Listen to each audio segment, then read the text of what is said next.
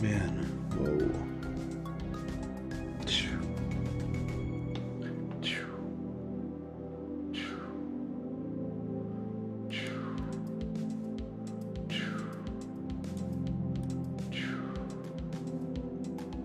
Oh my God. Can we talk about the internet? Can we talk about the internet? Oh my God.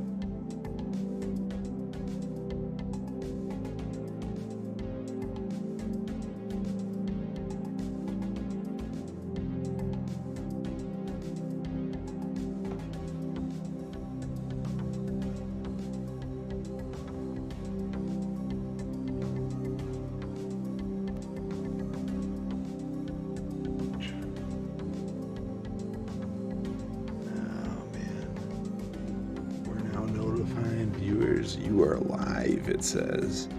Whoa, whoa, whoa.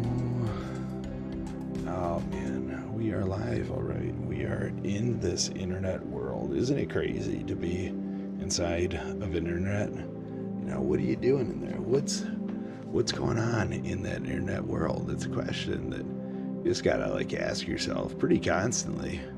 What is going on in this internet world? It's like just this giant world of opportunity, and there's so much to do inside of there. What do you do? Do you do anything? Like when you can do everything, do you do anything? How do you go about doing something more than nothing, right? Like how do you go about doing something? Right? Like, and do you make a schedule? Do you hold yourself to a schedule? Do you hold yourself accountable? Do you dig in and find your why? It's funny, I've been working with this guy and he's been all about the why. What's the why? And I got a good buddy of mine who's always asking me, what's the why? And it's not really, he's not saying what's the why. What he's saying is, did you make a schedule? did you write out your goals? But it's funny because the goals go into the why, and it's like, man, when you don't have the why, you just find yourself just doing so much shit, and it's just like, dude, what are you gonna do when you can do anything? FannyPackDave is now live streaming, just chatting. Help FannyPackDave dig into. We sat on this computer. This is a true story. So I decided that I was going to do something today. I was going to focus in because yesterday, and I didn't decide this on my own. I had a buddy, Chubby Walrus, really help me out with this one. He said, Dave, you should probably figure out what you're doing. You should probably make a plan.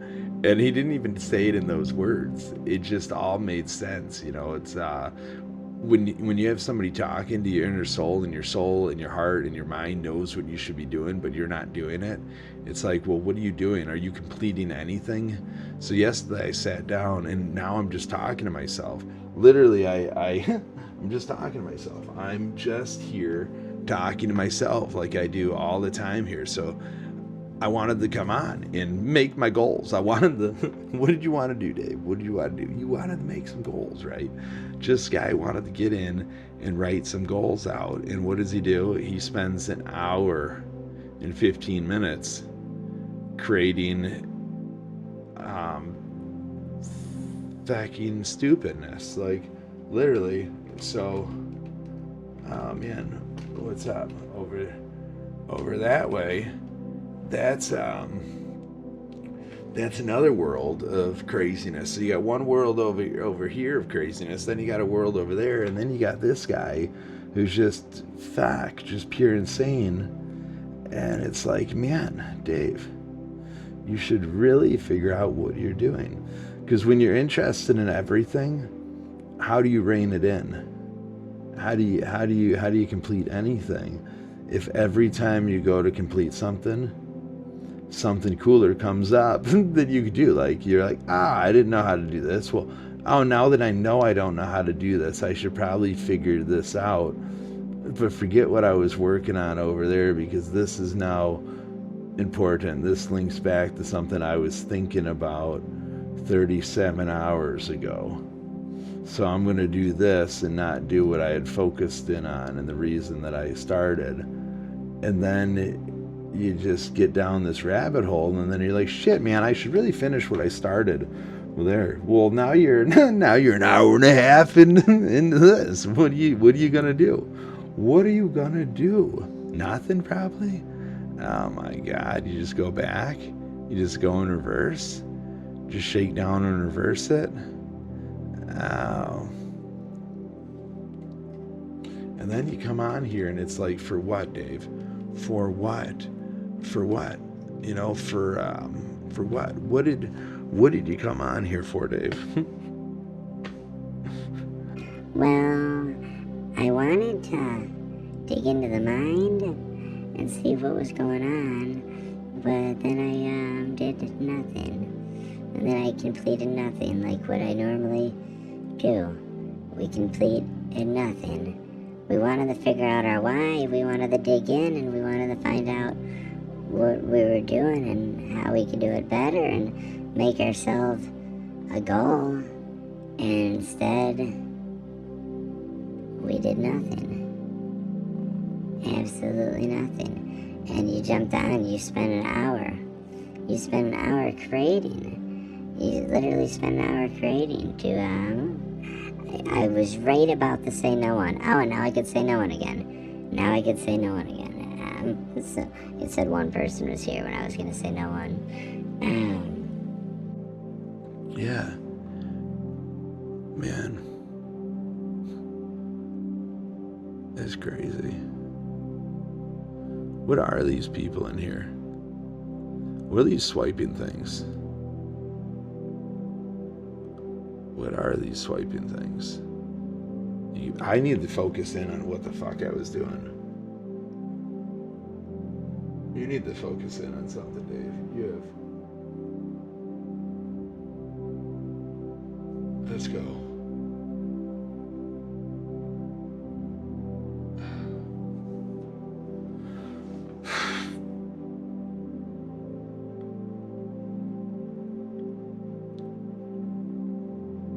It's funny when you sit here and you're like, man. You sit here and you're just like, man,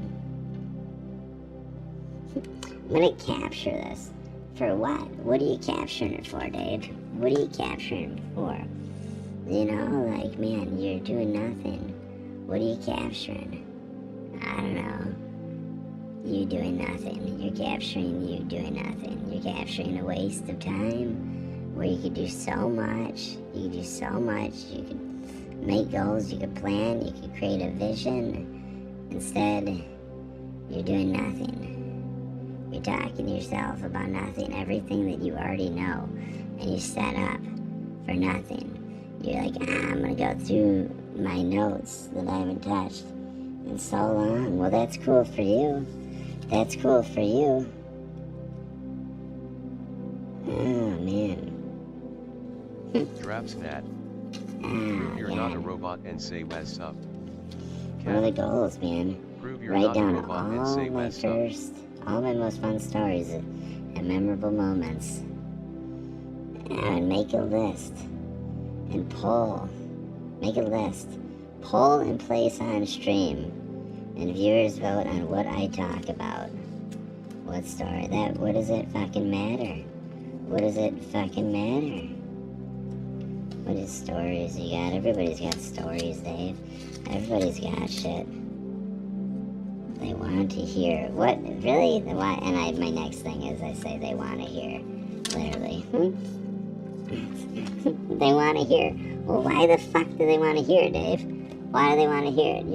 You're over here? That one's over there? Oh. They want to hear. They don't want to hear shit, Dave.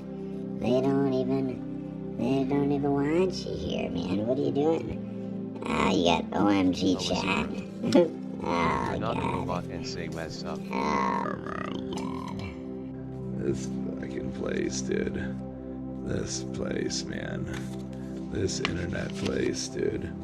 What do you do in this thing? What do you do in this internet place? Oh my God. Write notes. Write fucking notes. You literally, this whole book, this book right here. You can't even see, that's the shittiness of the green screen, eh? But it says ideas. That book right there. Ideas. This book is just stacked with ideas. Oh God. Oh man. And then this book right here. Whoa. Start you off here. Start who off there, Dave? There's nobody there. You know there's nobody there. But you're like, I'll start you off here. Wow. Why not? What about over here? Over here. This is the ideas, right? So there's 3 types of people in this earth, right? You got 3 types of people. You got the builders, right? You got the people. They're building the empire down here. They're building it. Who are they building it for? Well, they're building it for this guy. He sits at the top of the empire. And there's some people up here that are just fucking crazy. They climb up it and do all kinds of crazy shit to build this empire, right? They're wanting to get to the top, but not everybody gets to the top. And some people are happy not going to the top, just kind of chilling out. Everybody, there's a purpose for each and every soul that walks this earth. You just have to find it, right? So you got these 3 hanging out. Well, what happens when you get to the top of the empire? It's like, dude, you're just looking down. You're just looking down on everybody. Like, that's cool, but what if you could do more? Well, that's what Elon Musk and all those other rich fuckers do. They're like, man, let me get a spaceship and I'll fly up, because the only thing overlooking an empire is the sun, and you can't be the sun. So what do you got to do? Or overlooking the pyramid is the sun. Can't be the sun. So what do? You fucking get a spaceship and you build an empire and you're just flying around up there. You got your little empire going. Then you got God, and you can't be God. Oh man. You got the engineer, you got the pyramid person at top, and then you got the workers. Oh my God. I forgot about these, man. This whole thing is all a book on how to fucking control the buying patterns of each and every person on this earth. And I know it sounds crazy, but it's basically to mine data in every freaking corner and every single opportunity in which you can. It's just all about just eating that data, mining it all, getting all of that data, putting it just in your mouth, and you're just like, data. So much data. What could you do with it? You could do just about anything you want with it. Oh my God, it'd be sweet. What is this? Invite to join live? What was that? I don't know what that was. Oh.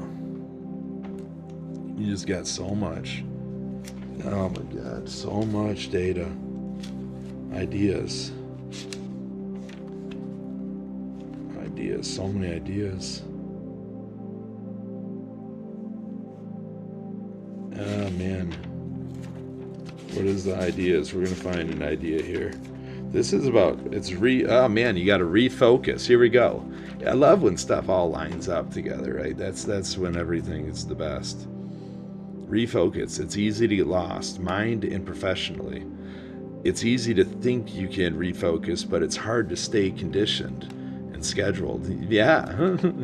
Like-minded people on a daily, same goal-minded people.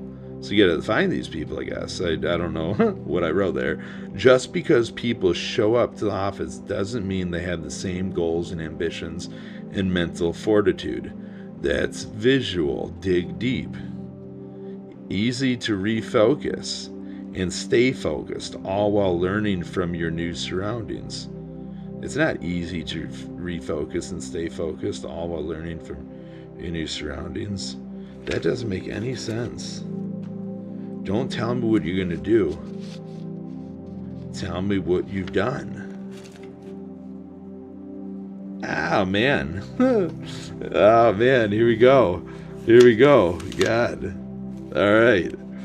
Oh, God. We're going deep here. We're going deep. Man, we're going deep. All right. This is what's fun. So when you got nobody, I have no clue how the audio is. So like we're on 3 different ways and we have nobody. We might have somebody, but I believe they're probably robots. I feel like they're not also at the same point. They came here. I don't know if they're still here. Maybe 2 of them aren't. They're probably all robots. Everybody's a robot. I'm a robot. Ah, man. Oh, God. Dude, this is intense. This is deep. This is deep. Damn, Dave. Ah, man. Damn. All right. Damn. Oh, gosh. This is a good one. I want to learn how to rely on myself and put thoughts and ideas together. I want to learn people's fears. Why do you want to learn people's fears, Dave? Well, I want to learn their fears so I could destroy them. Ah, wait.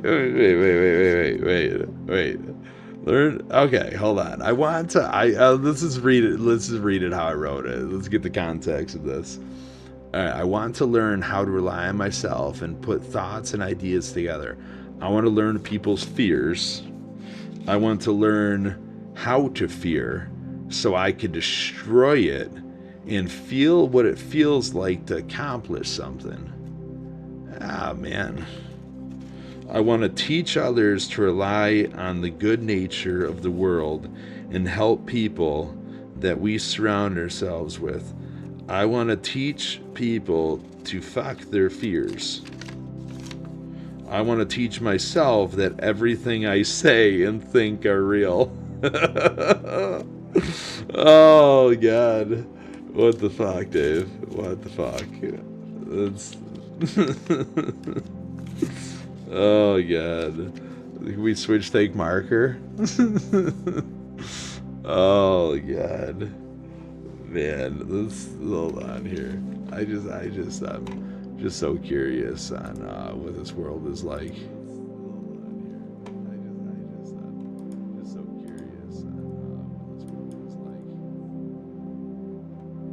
Oh, God. Alright, hold on. Man. And then we're going into more fears here. I don't know what we're going into. Oh, God. We really don't have Twitch.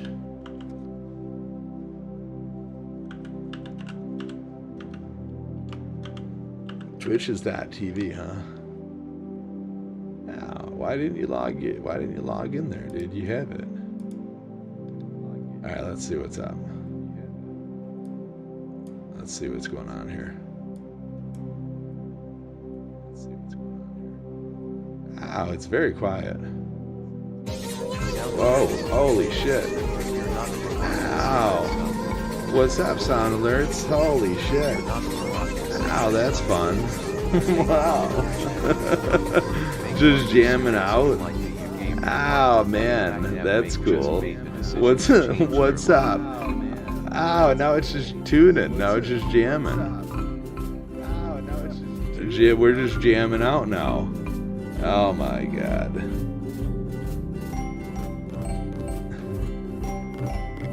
Ah, dude. I appreciate you. What got you? Was it the fears? Was it the fears? Whoa. Thanks for following. Whoa. Awesome.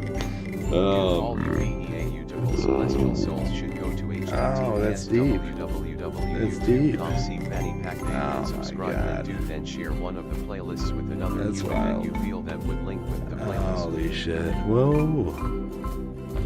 Oh, man. We haven't had one of those in a minute. That's cool. What's up, world? I mean, I get them all the time. Not a big deal at all to have somebody give me their heart, you know. Not a big deal at all. I don't feel special whatsoever for you opening your heart to me and clicking a button. It's very, very nice. I know, like, it's crazy. We have all these big giant hearts, and it's like cool to give it out to people, but at the same given point, man, it's so much sometimes just tossing out hearts out into the air. It's like, dude, where's the heart going? And you're just like, the heart's going a little bit everywhere, and you're just like, all right, heart, I could feel that. Ah, man. We're learning today. We're learning, so just a little insight. If you're first time here, dude, I really appreciate that. That's super cool of you to stop in and say hey, because we're just living in this world. Oh man. Oh God. I just had to go back here and see how this chat worked. I didn't see it. Yeah, we have no schedule. We have no nothing. We have no goals. We just go through life each and every day, just exploring it, taking it on, and saying, "Hey, life, let's party. You know, let's do something cool today. Let's grow. Let's live, and let's hang out." So we do that each and every day. Just, you know, never really knowing anything, just accepting whatever comes into me and wanting to learn it and accept it and put it into my everyday life. Well, how do you put it all into your each and everyday life when you have no clue what you're going to be doing in your each and everyday life? Guy, I don't think has ever had a schedule. Oh man, I got here. You got to set goals. What do you want to learn? What tools, tactics, and knowledge? Oh, well, no. Tool/tactics/knowledge is power. Oh, God. What do you want to teach? Oh.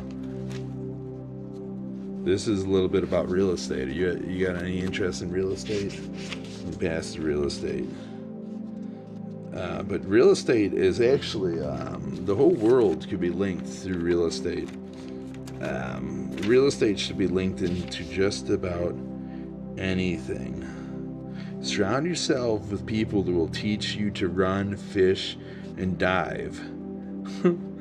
Gather, hunt. It's fun. I wonder if I went diving on mushrooms before or after I wrote this. I went diving at 10:30 at night in the St. Clair River. And if you don't know that river, which people don't, it's a crazy ass river. It's like super fast, crazy current, freighters all over the place, up and down. I had no clue. We just was going diving at 5 p.m. and next thing you know, it's 9:30. Oh my God, or 10:30. It was a crazy night. I entered another hemisphere that night. Didn't see shit. Got lost underwater. Have a flashlight, they say. Oh, man. Learn to fly. Oh, my God. Hunt for every goal you've ever set and teach you to fly while they learn to fly, and at the same time. I don't know.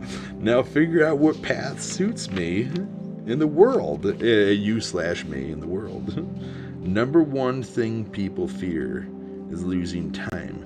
Number one thing good about this planet, and also sometimes the worst, people. Surround yourself with the best people you can. Negativity kills souls. What is the most powerful thing that we possess? And the number one thing that aliens, if they were real, would want to take from us. It's the number one thing we possess. Knowledge. Aliens want it. They want it. You know, they know a lot, but they want our knowledge. You know, we want theirs. Oh, God. Man, learn more. Commit to learn. Absorb knowledge. Absorb that knowledge. Oh, my God. Surround yourself with the right people and create more time/knowledge. Hit your goals. Make new goals. Make dreams come true. Make new dreams. Own your life. Learn to own the market. Whoa! Steps. Learn and adapt to a schedule. How can you/I add to it? Set personal schedule. Oh, after learning a team, that's what team said. So this is about building a team. So number one is you got to build a team. So number one shouldn't really be learn/adapt to team schedule and how. Oh, this is ideas about building a team, I think, because this is the beginning. It was like I said, it was real estate, and we got mistakes, first year mistakes of marketing. Dude, real estate's an interesting industry. Real estate's an interesting industry. Oh, man.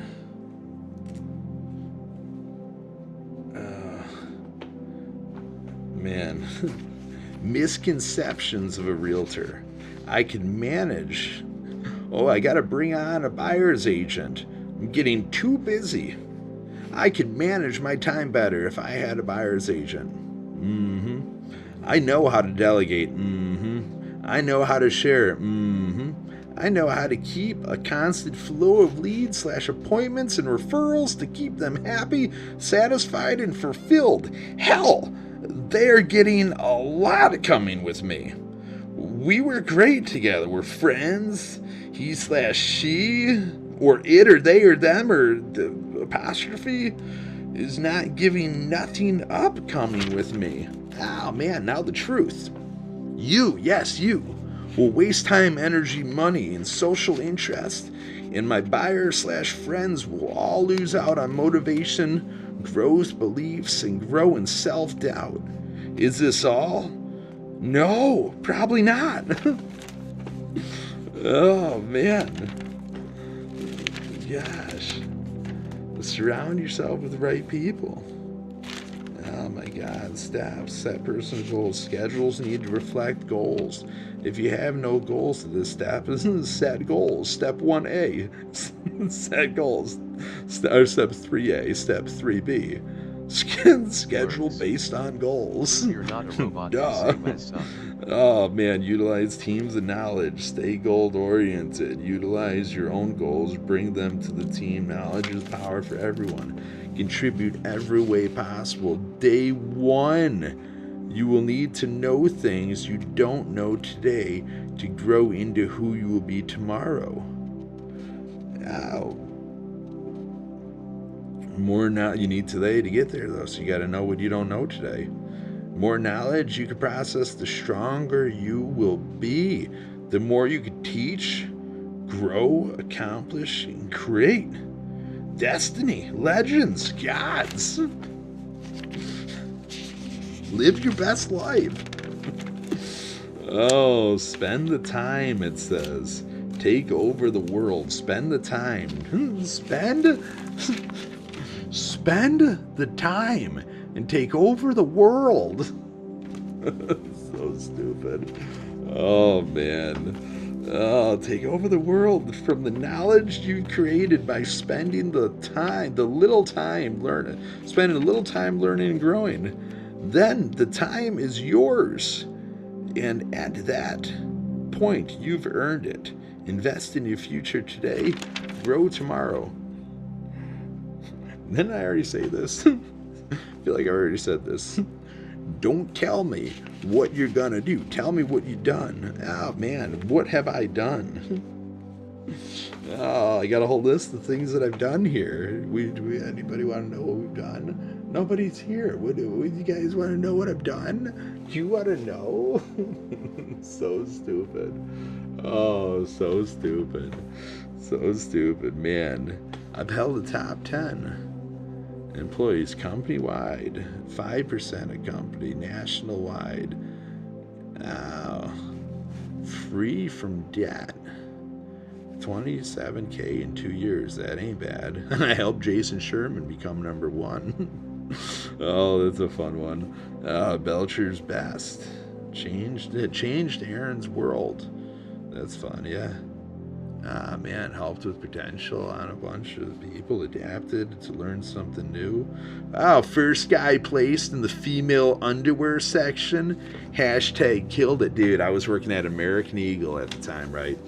And these girls, dude, nobody knew how to sell underwear, dude. It was like you got literally like 5 pairs of underwear for like $25, and I'm just like, holy shit, dude. I think it might have been $20. I think it might have been 25 for 20, maybe. Maybe even was more. Maybe it was like 5 for 70. I don't even know. I just sold the shit out of that underwear. It made sense. Like everybody was walking by. I'm like, oh my God, you have a butt. I have a box of underwear.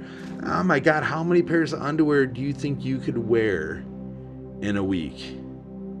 Because I could cover at least 3/4 of that with this box right here. And if you buy 4, I'll give you the 5th one free. Because it made sense. Like it was pretty much that's how the sale was. It made sense.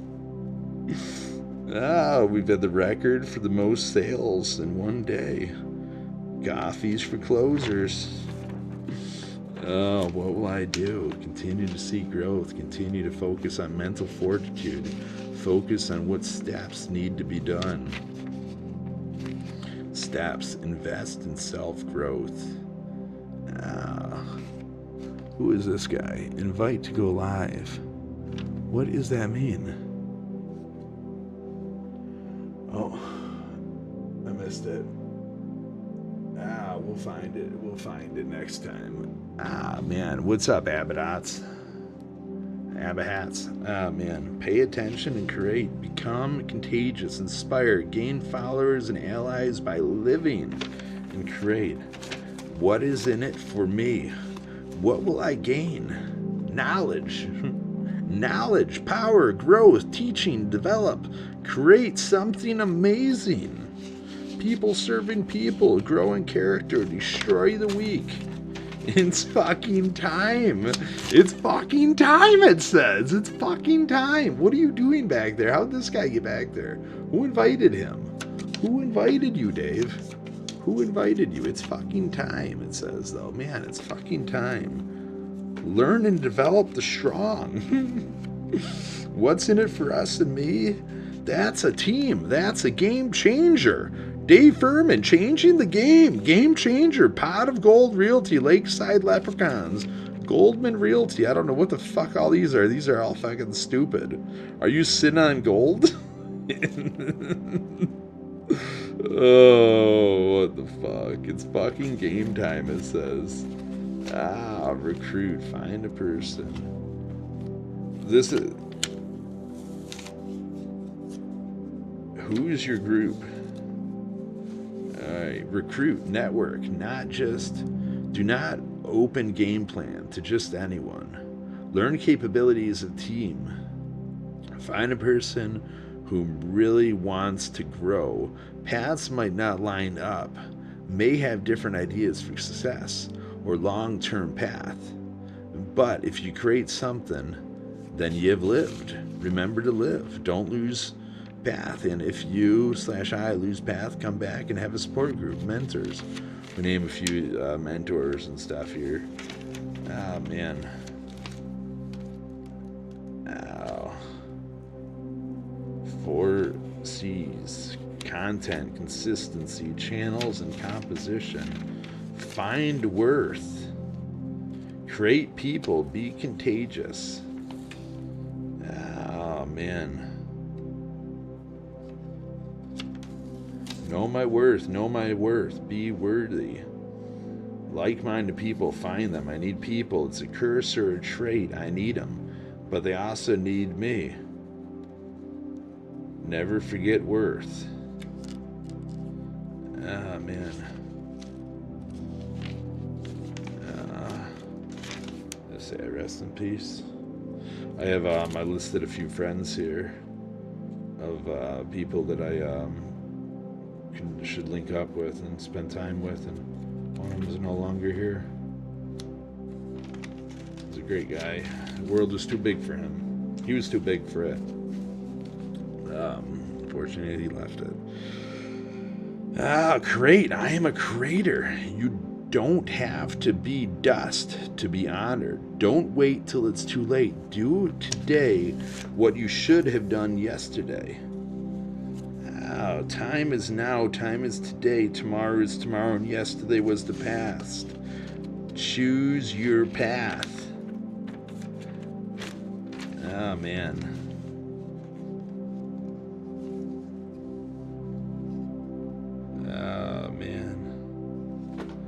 Be a rainmaker. Add home repairs to business card and consulting. Send out data collection. Dude, these are great freaking tips for the world. Oh man. Oh, be different or remain the same. Oh man, what is going on here? What does this say? Growing. Wow, you gotta be different or remain the same. That's what it says there. Be different or remain the same. Be ever changing. You gotta be ever changing. Time, maximize it. And how can I help maximize others' time? Well, we all have our golden tongues. We all have our golden tongues. Something that makes us different. Master more than your tongue. Reactive, proactive, suggestive, growth. Mind data everywhere, every day. We are data. How do we master us? Master us. Be good, be nice, and stay in touch. Be different, defend, and disrupt. Oh, God. Oh, man. Let's get these guys back on here. Man. This is a good book. I haven't wrote in this book since COVID started. It's crazy as this is. Be a lead. Don't be a tweener. What is a tweener? I don't even know what a tweener is. What is a tweener? Huh? What the fuck? Create habits in 15 minutes. Your growth consists of this is now I remember. Now I'm paraphrasing and shit. I was at so this page starts damn, okay, so I am back right now. I just crossed back into January of 2020. This is January 2020. COVID started, like March 2020. Yeah, this is January. So I'm at the R4 Remax convention for this one right here. Alright, so we are at the R4 convention. We had a speaker talking. Don't remember what his name was, unfortunately. Maybe I write it in here. So that's why I didn't know what a tweener is. He must have said that. He must have said, don't be a tweener. Be elite, don't be a tweener. Create habits in 15 minutes. Your growth consists of personality, business model, clarity, confidence, and consistency. BHAG, BHAG. Big honkin' alchemist goal. 3 people every day needs consulting, mentoring, and peer-to-peer. Well, you could find that every day. Partnerships are life, and they create time, and that's your most important aspect. Is that important asset? You have one shot, one opportunity to prove what you got, one opportunity to give it what you got. give them you. Whoa. They have desire and ability? Become a trusted advisor in every field, personal, high-touched, in success. The guy's name is Wayne Frederick. I got it right here. He said that shit. All right, we're done with Wayne Frederick now. All right. There should be nothing we can't sell. Here we go. Here we go. Should be nothing. There should be nothing we cannot sell. 3 people: the engineers, the pyramid workers, and everyone else. Or the pyramid, and so engineers, they build it, the pyramid master it. Everyone else. Rogue Carl. Ooh. Prove you're not a robot and Now say that's a mess up. robot. What Ground if sound floor. I build... Prove you're not a robot and say mess up. Wow. What if I build a platform to nurture and influence every buying decision? What if we gave an experience greater than the internet? What if we became their buying decisions? Wow, be crazy, eh? Yeah. What if we pyramided the world? Today is a different world than it was yesterday, and then it will be tomorrow. If we start today, we will be different tomorrow.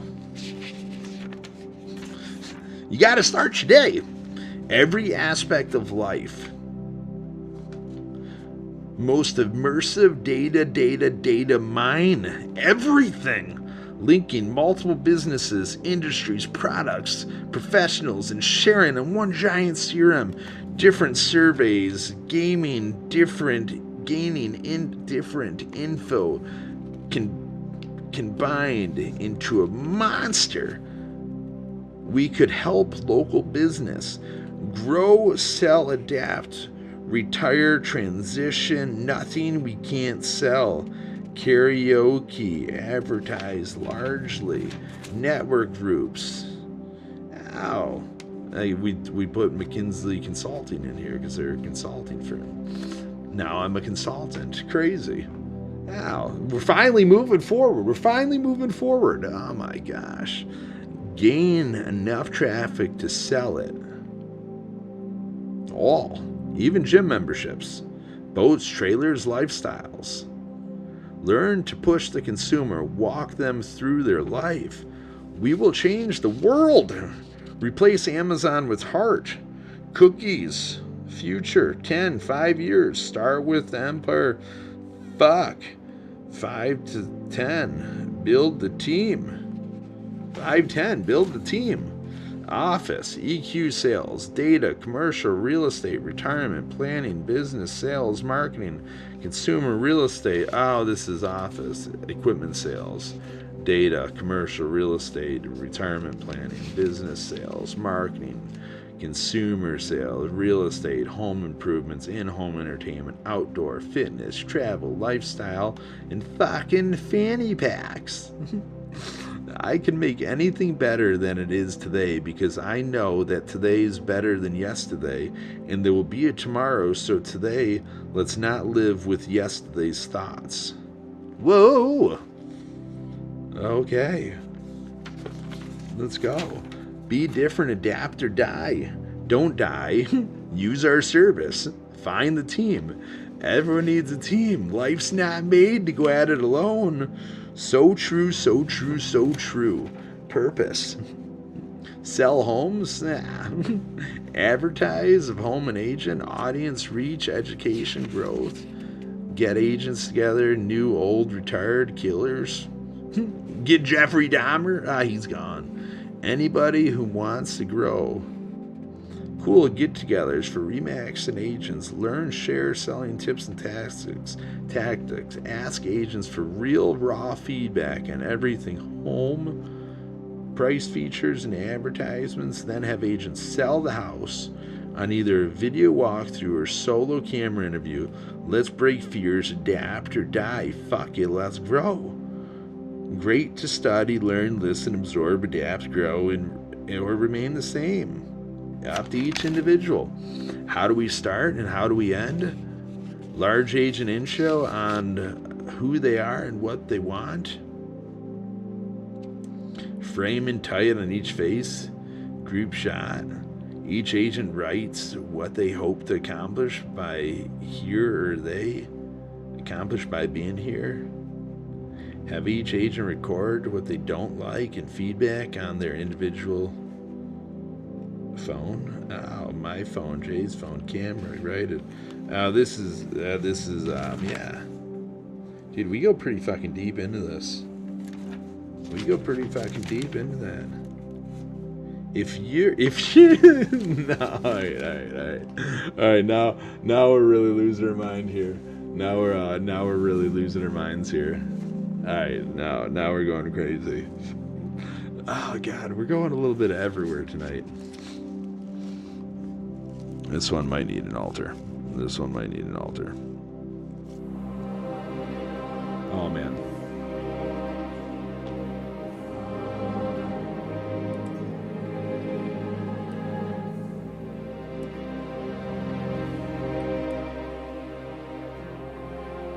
Okay. This one's intense.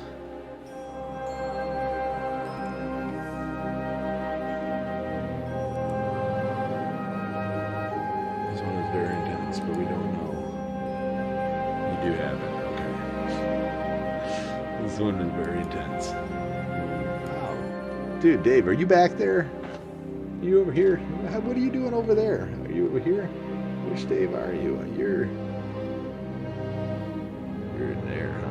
Okay. All right, it's nice to see you over there. Okay. Oh, man. What is this? All right, I said the next one to join. What is accept? Oh. Hold on here. We're flipping you around, dude. What's up? What's up? What are you doing? What's this world all about right now? Shit, Hold on here. We're in a crazy world.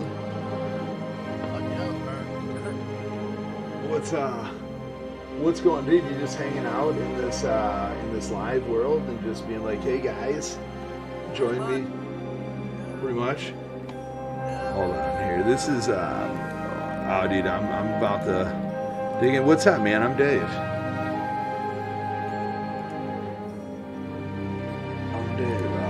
I just am turning the music up. I couldn't hear you.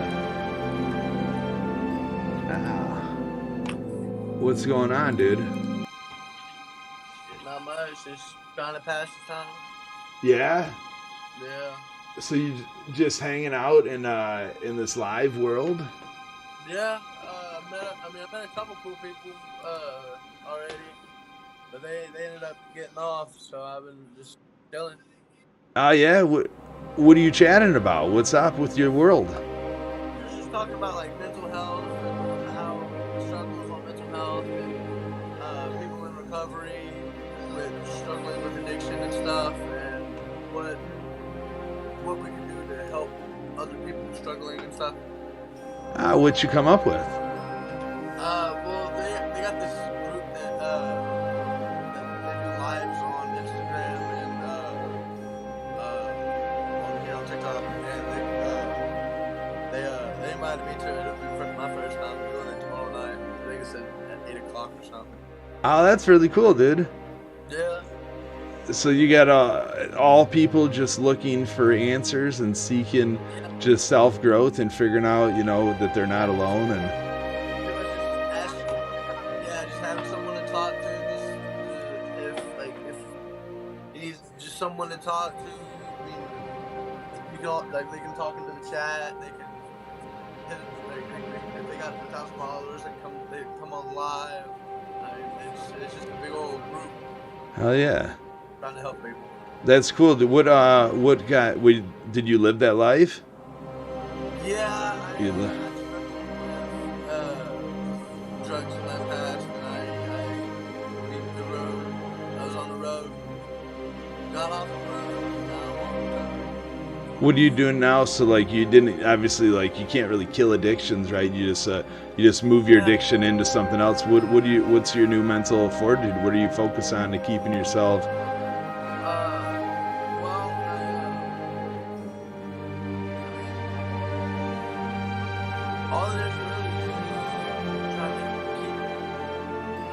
mind positive.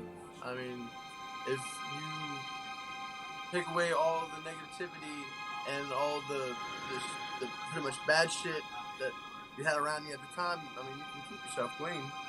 Yeah. Is it always bad stuff that would make you turn to the stuff, or? Yeah, I mean, it was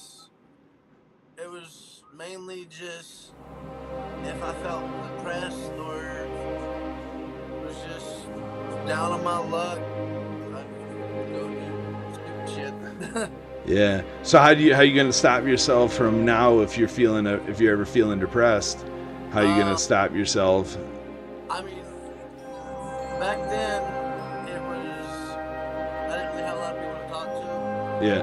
I kind of shut myself out, my family and all that. I mean, as I grew up, I realized that there's people here wanting to help you. All you gotta do is ask.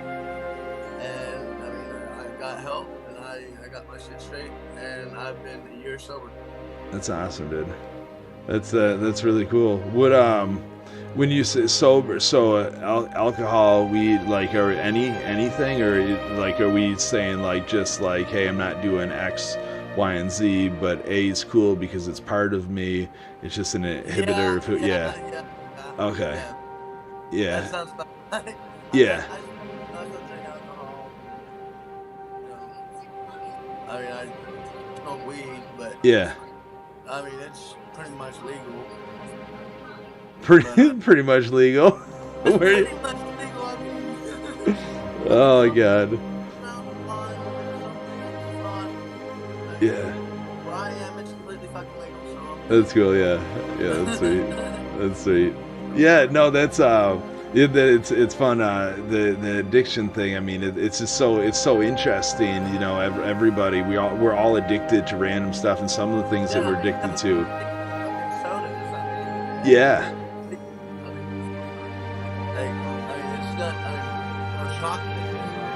Yeah. Shopping, yeah. Yeah. It's just knowing, it's just a matter of learning and knowing yourself and knowing what's truly bad for you and what's hindering you from performing how you know you need to perform. And I guess it's figuring out a why, right? Because if you're going to go through recovery, so, well, why are you going to go through recovery? You know, how's it going to work if you don't know a why? And then your why, it's there's so many fathoms to a why. Like, what are you doing? Yeah. So you got to just keep digging in deeper and deeper each and every day. That's years. I mean, when I first started getting clean and shit, it was hard. You're not a robot and say messed up. The only thing I know for sure at this point is that finding our why is detrimental to our well-being more than simply not understanding. I realized that I'm destroying my body. I need to get straight. If not, I was just gonna end up vegetable probably. Yeah. It was fucking me up. Yeah. Dude, can I toss you in a desk next to me? Yeah, sure. That's awesome. Oh man, where's my friends? Ah, dude, that's cool. Yeah, I've been hanging out on this. Oh, I lost you. Ow. Can you raise his volume a little? Oh, we lost him. We were bringing him over and then we lost him. Oh man. He was like, what the fuck is this guy talking about? Bring him on a desk next to me. I was gonna toss him right here next to me. We were gonna remove his background, toss him on next to me. He was just gonna be here part of me. We were just gonna be jamming out together. But now he's gone. All right. So we'll get back to this then. Man. So what if your phone knew you, like really knew you enough to chart a newer you, a healthier you, an adventurous you, better decisions? What if your phone became your Sherpa? It already knows your full schedule. It's got your pad meters, detects your first attempt to wake up, to when your phone gets up to the GPS location when you left your house. I know it. I know how eager you truly are. It knows how eager you truly are. Are you rushing? Are you speeding? Your phone knows. It knows our moods by our search habits. It knows our desires, our unpurchased wants, all of our secrets. Why can't it offer guidance? Why? Why can our phone not offer us guidance? Man. Oh, God. Oh, God, oh, God, oh, God. Oh, man. Who are you? But for real, who are you? It's not as easy as you believe it to be. As you believe it truly to be truly to be you. It's not as easy as you'd believe to truly be you. This is a real struggle. The struggle to fully unlock yourself from doubt, from drought of happiness. Master this. Did the people I met and watched today unlock this? I don't know. Who did I watch? Who did I watch? What is up with this? Is our book, what's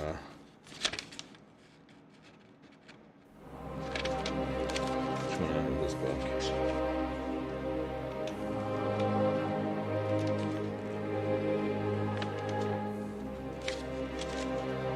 What do we got here?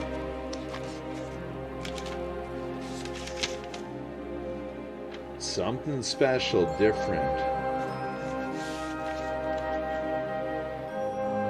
Something special, different, but not. Still party or don't. Oh man, is this my listing? Oh God.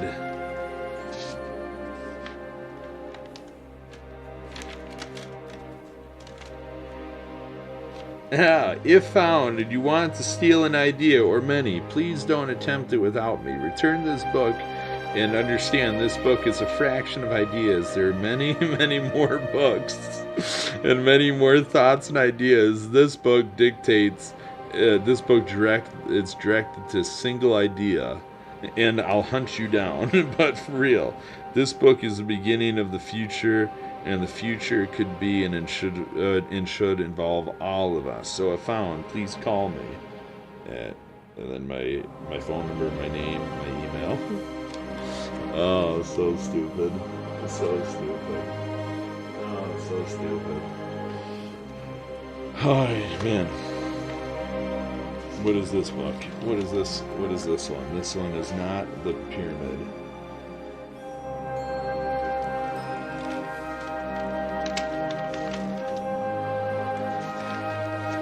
And I can't believe I lost that guy when I was gonna toss him over.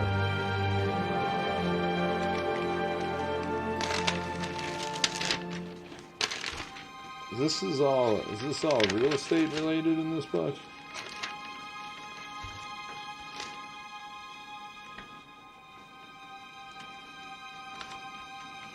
What's going on here? We're about to find out. When's the last time you had a thought that wasn't yours?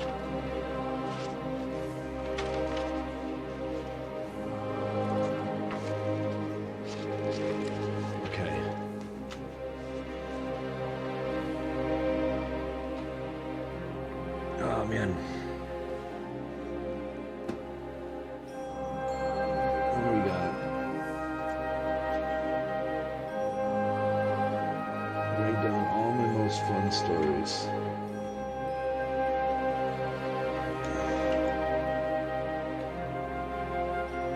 Alright. I can't believe we lost him around there. Alright. We're gonna get out of here. We're gonna get out. I got a toss a nice follow, and that was cool. What's up?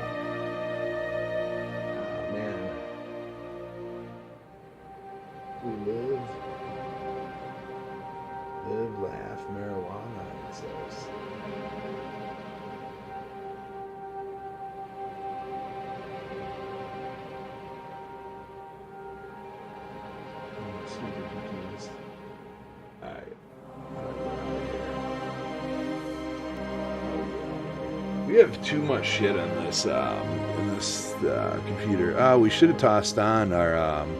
We actually probably should have. While we were talking to that dude, we probably should have tossed on the not therapy disclaimer.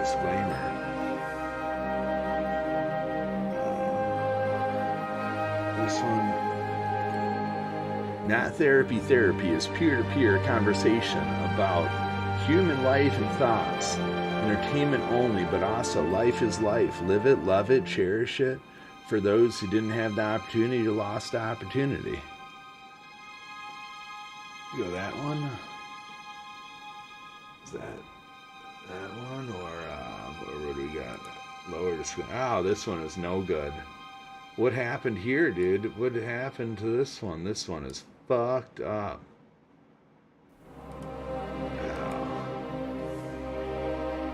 Oh, now we're going into just a light abyss. It's nice and beautiful, eh? How you doing on that? Oh my god. Prosy, what's up, dude? In the house. A little drunk play. Not therapy. Not therapy. Is peer-to-peer conversation about human life and thoughts, entertainment only, but also life is life. Live it, love it, cherish it. For those who didn't have the opportunity, lost the opportunity. Not therapy. Disclaimer, I, FannyPackDave, am in no way a therapist, nor a counselor, psychiatrist, or a psychologist. I'm just a human who loves the ability to live life. All conversations are that of conversation form. Any advice given is just human to human shared thoughts. Oh, just the nice shared thought. Just chilling around. Oh.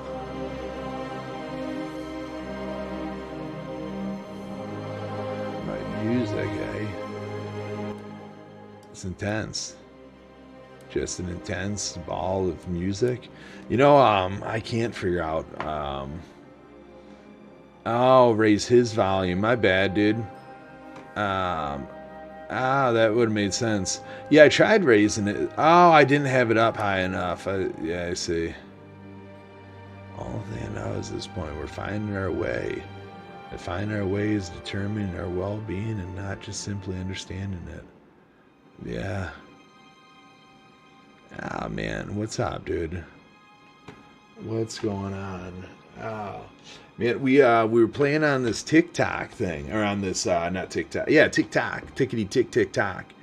And it's kind of interesting in there. People could just come in and talk to you. That's kind of cool. I didn't hate that. I was like, oh man, that's kind of fun and exciting. I could just get down on that. But yeah, dude, I've been having crazy audio issues lately again. We gotta figure that out. My mic is quiet. Everything is fucking weird. I like to figure out how to go and find people again on this TikTok thing.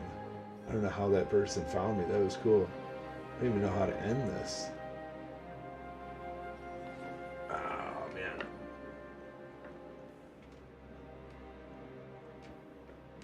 You don't want to talk into your mic. If you talk into your mic, it sounds great. LOL.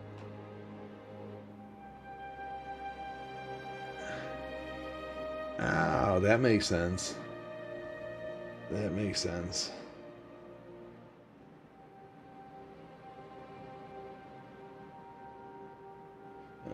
Am I still live? I don't understand how to end this.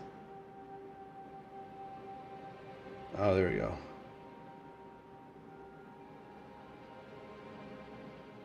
Share your live. Share your live. So you gotta talk into the mic, huh? We're ending that live in there. You think I could find more people in this live thing?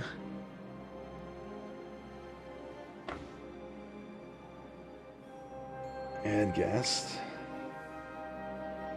So on I don't know if you're on. Are you on YouTube right now, or are you on Twitch? Which world are you in right now? Oh man. More flip camera. Oh my god. Whoa.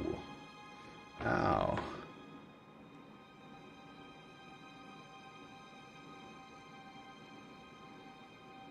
Okay. Interact. Twitch. Dude, this is kind of cool.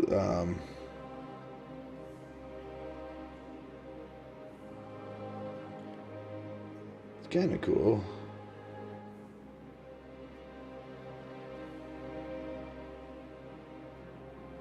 It said this person has followed the host, but it says that also they didn't. Oh, you're in Twitch, alright. Alright. We're ending this. We were up in. We were everywhere. So, dude, I'm currently trying to figure out a schedule and set a schedule. There's a lot to schedule apparently. There's a lot to a schedule.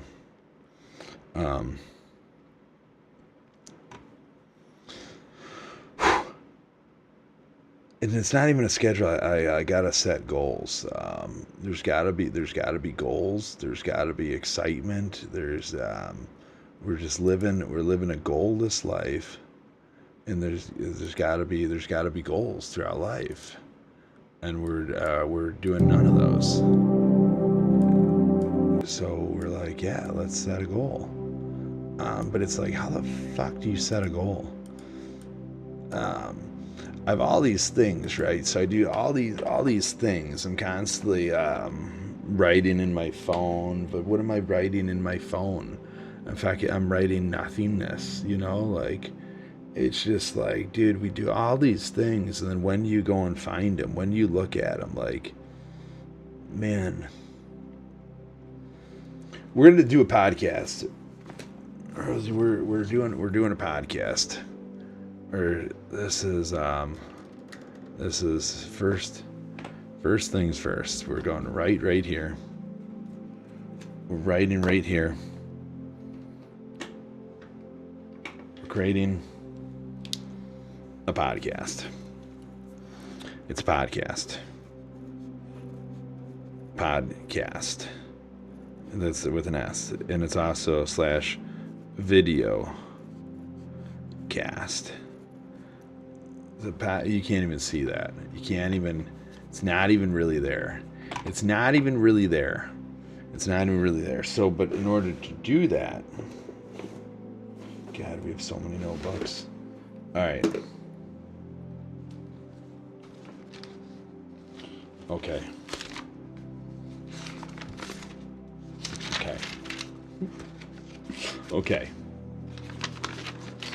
What do we need to do?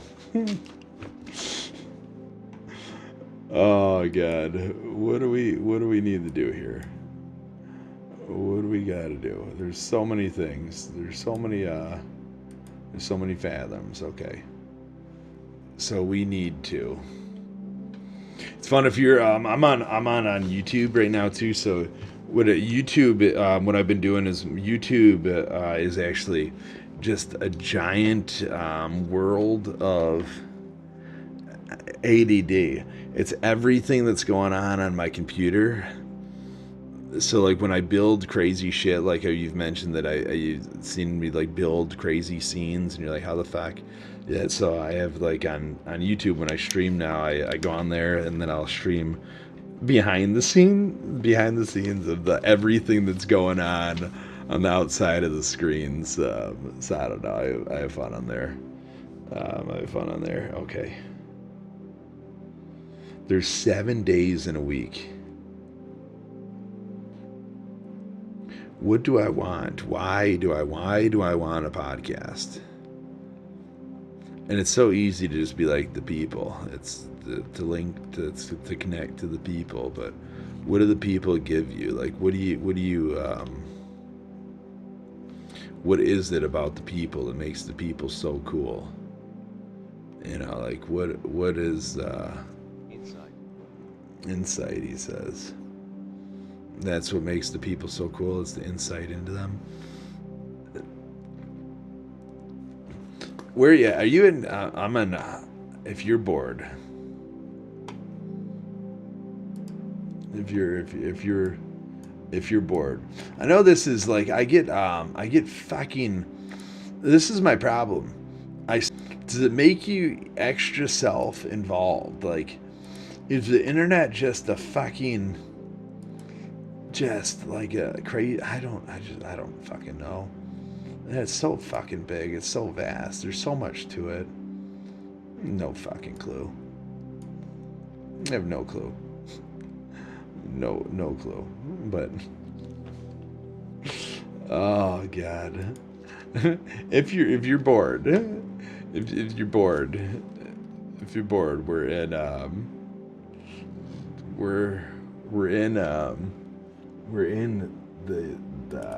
the discords. We are in the discords. If you're bored and you want to talk about insight, what are you up to right now? What are you up to tonight, dude? Ah, man. All right. Whoa.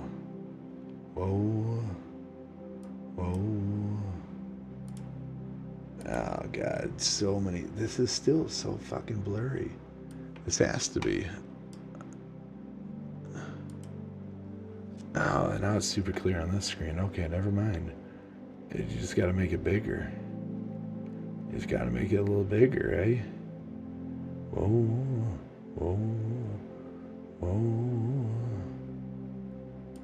Hey, what's up? All right. Man?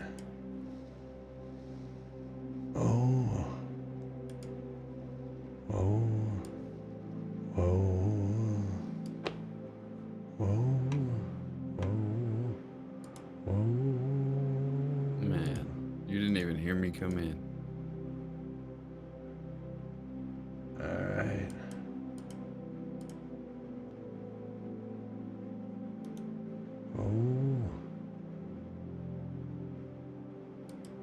Can you hear me? LOL. Where? Oh, you're in here. No, I cannot. Actually, I thought I did hear something. I thought I heard something. Let me see. Voice chat. Oh, I had voice chat turned all the way down. Now I probably could hear you. Awesome. What's up, man? Ow, there you are. Oh, it's a lot. Life. God, it's so much, dude. It is so much. What are you up to? Thanks for coming in. I'm just chilling now, drinking some red wine and putting off working on this remix I've been working on. On a remix, huh? What are you remixing? Oh God, it's Chris Brown. I don't even know the name of the song, man, and I've been working on it for hours. It's his song, and you're remixing into your own? So I'm actually reworking it like a producer would. I'm using the raw vocals from it's Under the Influence. I'm using the raw vocals from the track and creating an entirely new song with them. With him, like he's part of it, or like you're taking everything that he talked about and you're reconfiguring it into a whole new song with his voice, and are you adding to it a little bit? Like, are you taking his words and rerouting them into a new lyrical mastermind? Yeah, No I'm shit. completely making a new song using just the vocals from that track. That's cool, dude. That's super cool. From just that track. How many words are in it? Oh God, I don't know. He sings the whole song, so. What's the song currently about? Drugs. What are you gonna make it about? It's still gonna be about drugs. Okay. lyrically anyway. But I'm actually going to so it's kind of, I don't know, it's like a pop R&B song, I guess, with a little bit of a dance element to it natively, but I'm going to turn it into a electronic rock song. How easy is it for you to pull out just the voice and remove the um, the acoustic and the metal and the soundtrack behind it? It depends on the software you're using, but calibrating it isn't too hard. Really, you just have to have the software to do it. Really? And some songs it's harder than others. Some songs you get more artifacts of the original song than others. But then when you, yeah, because that makes sense. Because if it's like loud and stuff during, like, if they're like jamming out, like it's like the music is really intense and they're like really intense jam, it's probably hard to separate that from their voice. Right. Songs with broad like EQ spectrums. So anything with a guitar, it's almost impossible to pull lyrics out cleanly. Why is that? Because the what is that, like the decibels the guitar hits, or how? What is? Oh, probably because a guitar string travels for longer, because a guitar in essence has its own echo. So you got like a key is a key, but when you hit something on a guitar, it right, is that am I close or No. So no? a guitar, it has a broad spectrum. So if you look at it on an equalizer, you'll see that the guitar covers all the bases. It hits every hertz from 50 to 10,000 just by itself. So unless it's equalized intensely into a specific frequency, it's going to just cover all the bases. And when you have that and you're trying to pull vocals out, it will exist with the vocals no matter what you do. That makes sense, because like songs, they'll work at like higher or lower frequencies. So when you're removing them, you're removing like the higher decibels and the lower decibel, or whatever it would be called, right? But with a guitar, it's kind of all over the place because their range is so high and so low. Exactly. Okay, you're like, yeah. Yes. Yeah, you're moving it. That's cool. So when are you gonna finish it? I don't know. I've spent about 6 hours on it, and the only thing I've done is get the vocals modified enough to where I'm happy. And I've started laying some guitar down, and I've tried some synths, but I haven't actually done a whole lot of work on making the song. It's still in the experimental phase. Did you have to cut all the words up? So, like, do you have a list of all the words? Like, every word, did you cut it? No, I actually was able to get the vocal track, so I didn't have to do that part of it. What do you mean you're able to get the vocal track? I was able to download just the vocals. Yeah, but don't you still have to cut each word independently, so then you can move the words around and fade them into each other and control like the height of the decibel and all that of each word? Yeah. I mean, so is the audio track already separate everything like that? No, that all has to be manually done. But yeah, I've done quite a bit of that already. I've got it into a pretty good form. But have you there's some things like I've been using Adobe Transcribe, so then it will transcribe everything, and then you can click right at where the word is, and it will go right on the timeline to where that word starts and where that word ends. So you just you cut all the things, and then you'd have to that would be intense. It's definitely a lot of work, but it's something I've done since I was in middle school. So it doesn't feel like work to me. Just feels like kind of feels like driving a car. What are you gonna do with the song after you're done with it? It's literally just for me and the owner of the company I work for. It's just for fun. Really? But the owner of the company you work for is streaming or streams and does all the stuff too, right? Like makes clothes and all that, and has the streaming, has their own stream and all this stuff, right? Yes, you have an incredible memory. No, normally I don't have a great memory at all, but I just trying to remember that. Yeah, I was trying. So you're making a song specific for that. First, are they gonna put it on their stream? No, but it's literally just for entertainment. Well, can't you entertain others with that? Yeah. Yeah. I mean, I guess I could release it, but I don't release any of my music typically. Really? What the hell? I know, right? God forbid I make it for me. Yeah. Yeah. So you need a fanny pack that plays music, and you can go around and just play your music everywhere you go. So like you don't have to give it to everybody, but you could let them hear it. It's nice to create things and share the things you created. Like, so I didn't know this, right? So like, if we weren't talking about this right now, I would have no clue about this, and I'd have no excitement for like what you're doing in the background, and like be excited to hear how this goes and like learn from it. And it's like giving me creative paths and other ideas of like what's possible with the world. I didn't even think anybody could do what you're talking about doing. Now I'm just like, oh, dude, that's so cool. You dissect the whole song and reformat the whole thing and make a new song out of it. I was thinking you were gonna like sing along with it and like remix and be part of the track, but no, you're changing the song in entirety. Like I might actually. Cool.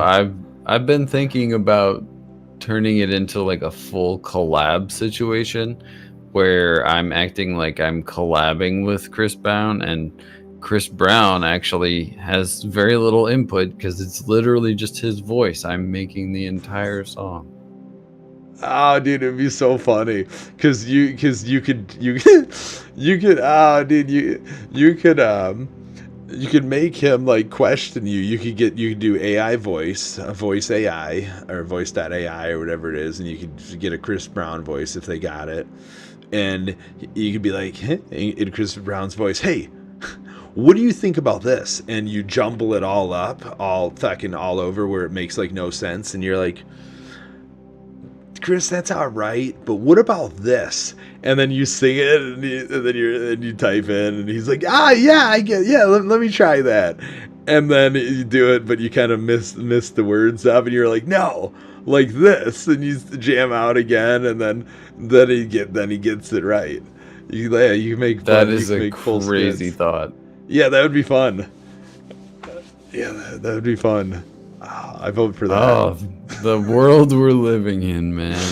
Yeah, you can do anything. Oh God, and then we do nothing. I do nothing in a world where you can do anything. It's so easy to do nothing. Oh God, so stupid. I wonder what the statistics are on the doers versus the takers. Yeah, what's the takers? The people who take shit from the doers. Oh. Yeah. The people who work for the doers, effectively. It's funny because I was talking about that earlier. We were in here, I did the Empire. You got three types of people. You got the workers, you got the engineers, and then you got the people that chill at the top of the Empire. So the workers, they put it together, engineers design it, and then you sit at the top of the pyramid, and you're just looking down, and like, thanks guys, I made it to the top of the pyramid, and you're just like, now what? Now what? What do you do now? you just described the world as a pyramid scheme. Yeah, dude, it's a giant. It's a giant pyramid. Well, then you got the. It's the only thing bigger than you when you're sitting at the top of the Empire is the sun. the God, and you can't be God and you can't be the Son. So what do? You build an empire. In fact, Right. that's why. And what if they're, what if it turns out there is no God and we are just a chaotic amalgamation of atoms? That's what we talked about. That's the chaos theory. That makes sense. I was looked into that, and it's funny because I was rereading my Chat GPT things, and I think it was yesterday, and I landed on that, and I was like, oh, okay, I forgot. And then we looked up chromosomes and stuff, and the chaos theory was kind of interesting. I mean, it's probably pretty likely, but at the same given point, I mean, anybody could be God at that given point. If anybody gives you a purpose to live, I mean, your purpose. So is why not? What's that? Why not? Why not? Why is it so hard to believe that humans are essentially and effectively gods? I mean, our role on this earth is extremely powerful. We can change the world however we want. That is our role. I like that. So we're all gods. I mean, if you have the privilege to walk this earth, you got to walk it and be life changing for the people that don't have the ability to. So you are God. I mean, to be able to exist is a crazy thing. So because you were made out of nothing, right?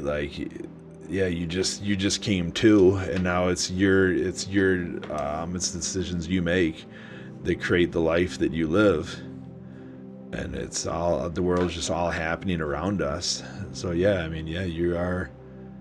God. You're God. You're God too, man.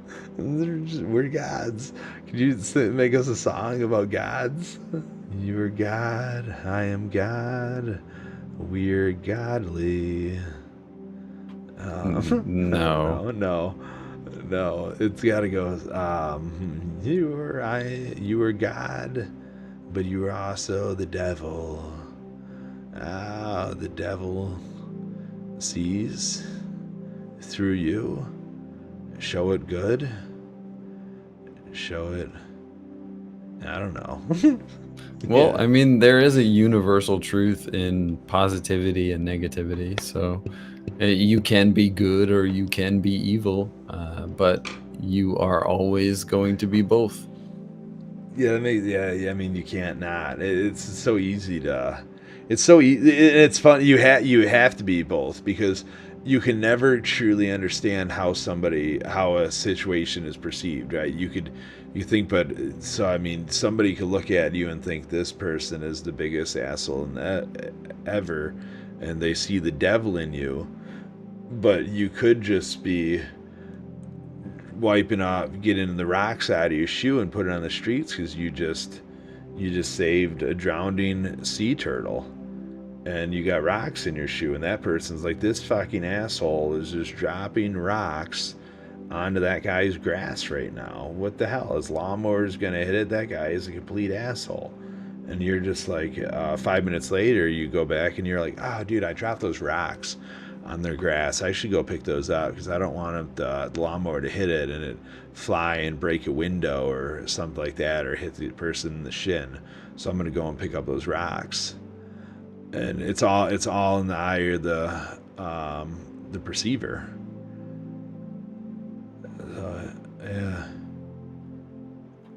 Yeah, and you could think about it in terms of like before we had technology and we had all this information, humanity was a lot more raw, and the things people did to each other were not considered evil, but they were evil. So it's in the eye of the beholder. It's all subjective. It's all based on your current perception of reality. And then you go into what is reality. Reality is so. I'm gonna blow your mind right now, man.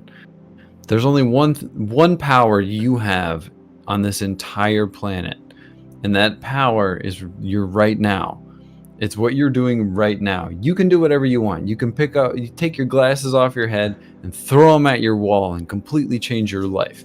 that is a power that you will have for the rest of your life. It is a power you used to have, and it is a power that everyone has. Nobody has any more power than right now, because you cannot change what's going to happen in the future. You can plan for the future, sure, semantics, but as far as power and what we have capability of, it's only right now. What you do right now is all that matters for the rest of your life. That is interesting.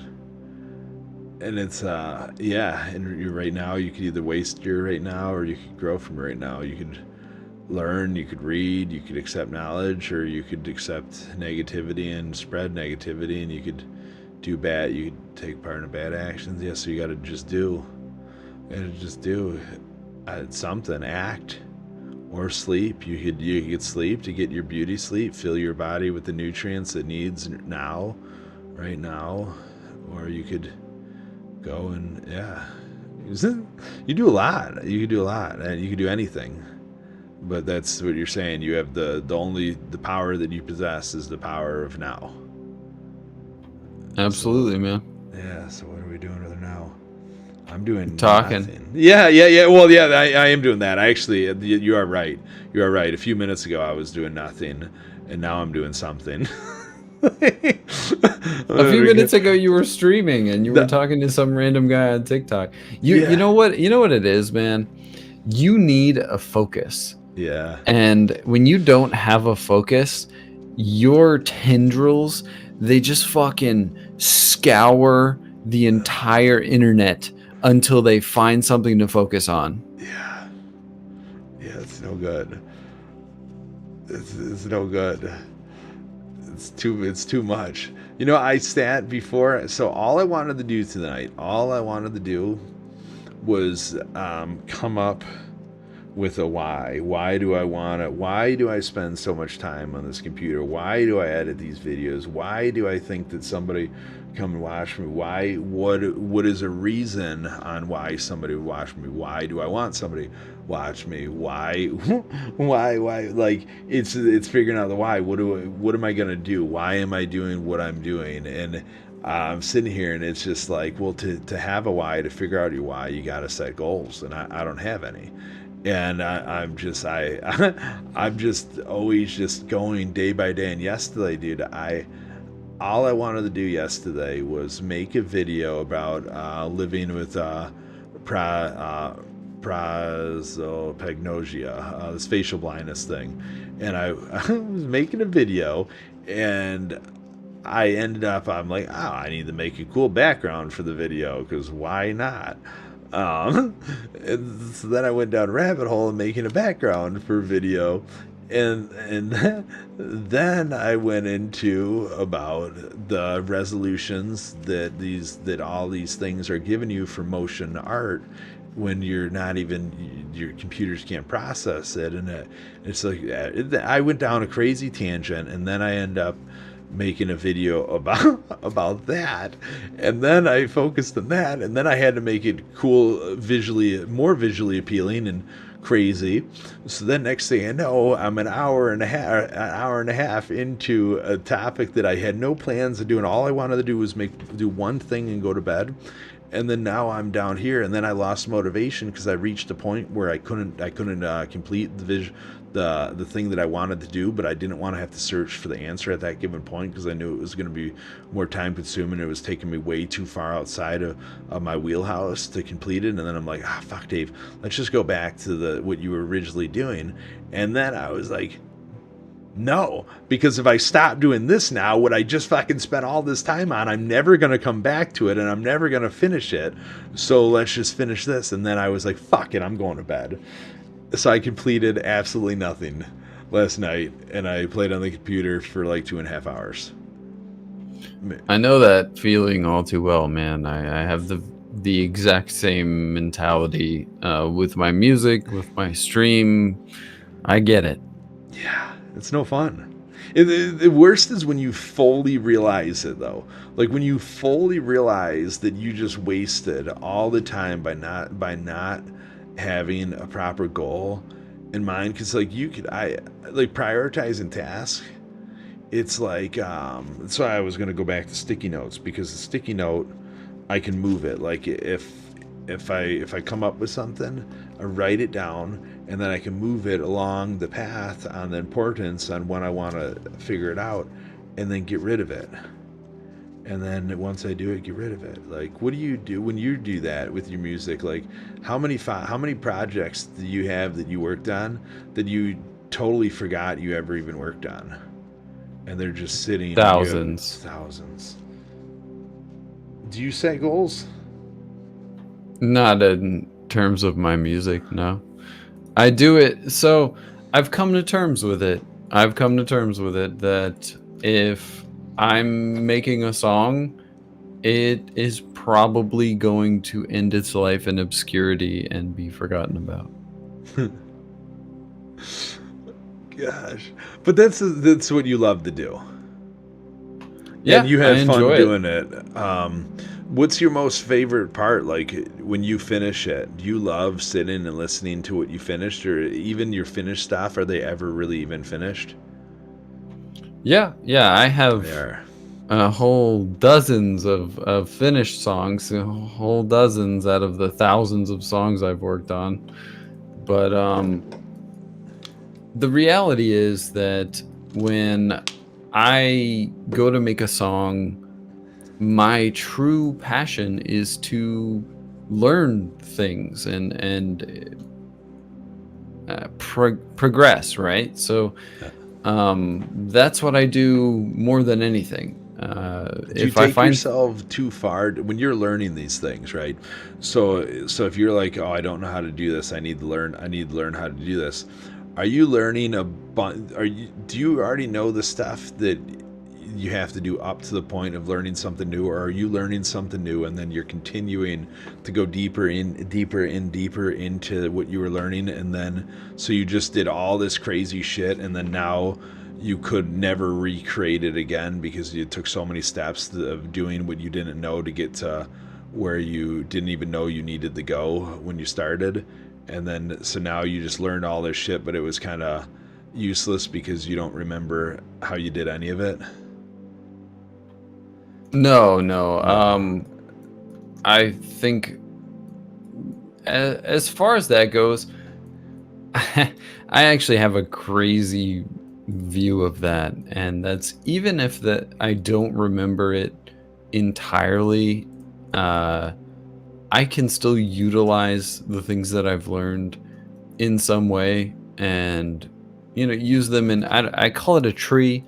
So my brain works like a tree. Like it creates all these branches of potential and possibility. And what they do is they allow me to create more branches. So the more things you know, the more branches you can create, the more possibilities you can predict. And essentially, the better you are at predicting the future. And my addiction is to honing that ability. Okay. That's my primal nature. I love doing that. Going farther and accepting more and building your branches. And do you go back to your branches often? Well, you have to go back because, I mean, you're not doing, when you're doing an effect, you're doing an effect multiple times, right? Like if you're learning something, if you're doing something, you're probably doing it multiple times within that song, right?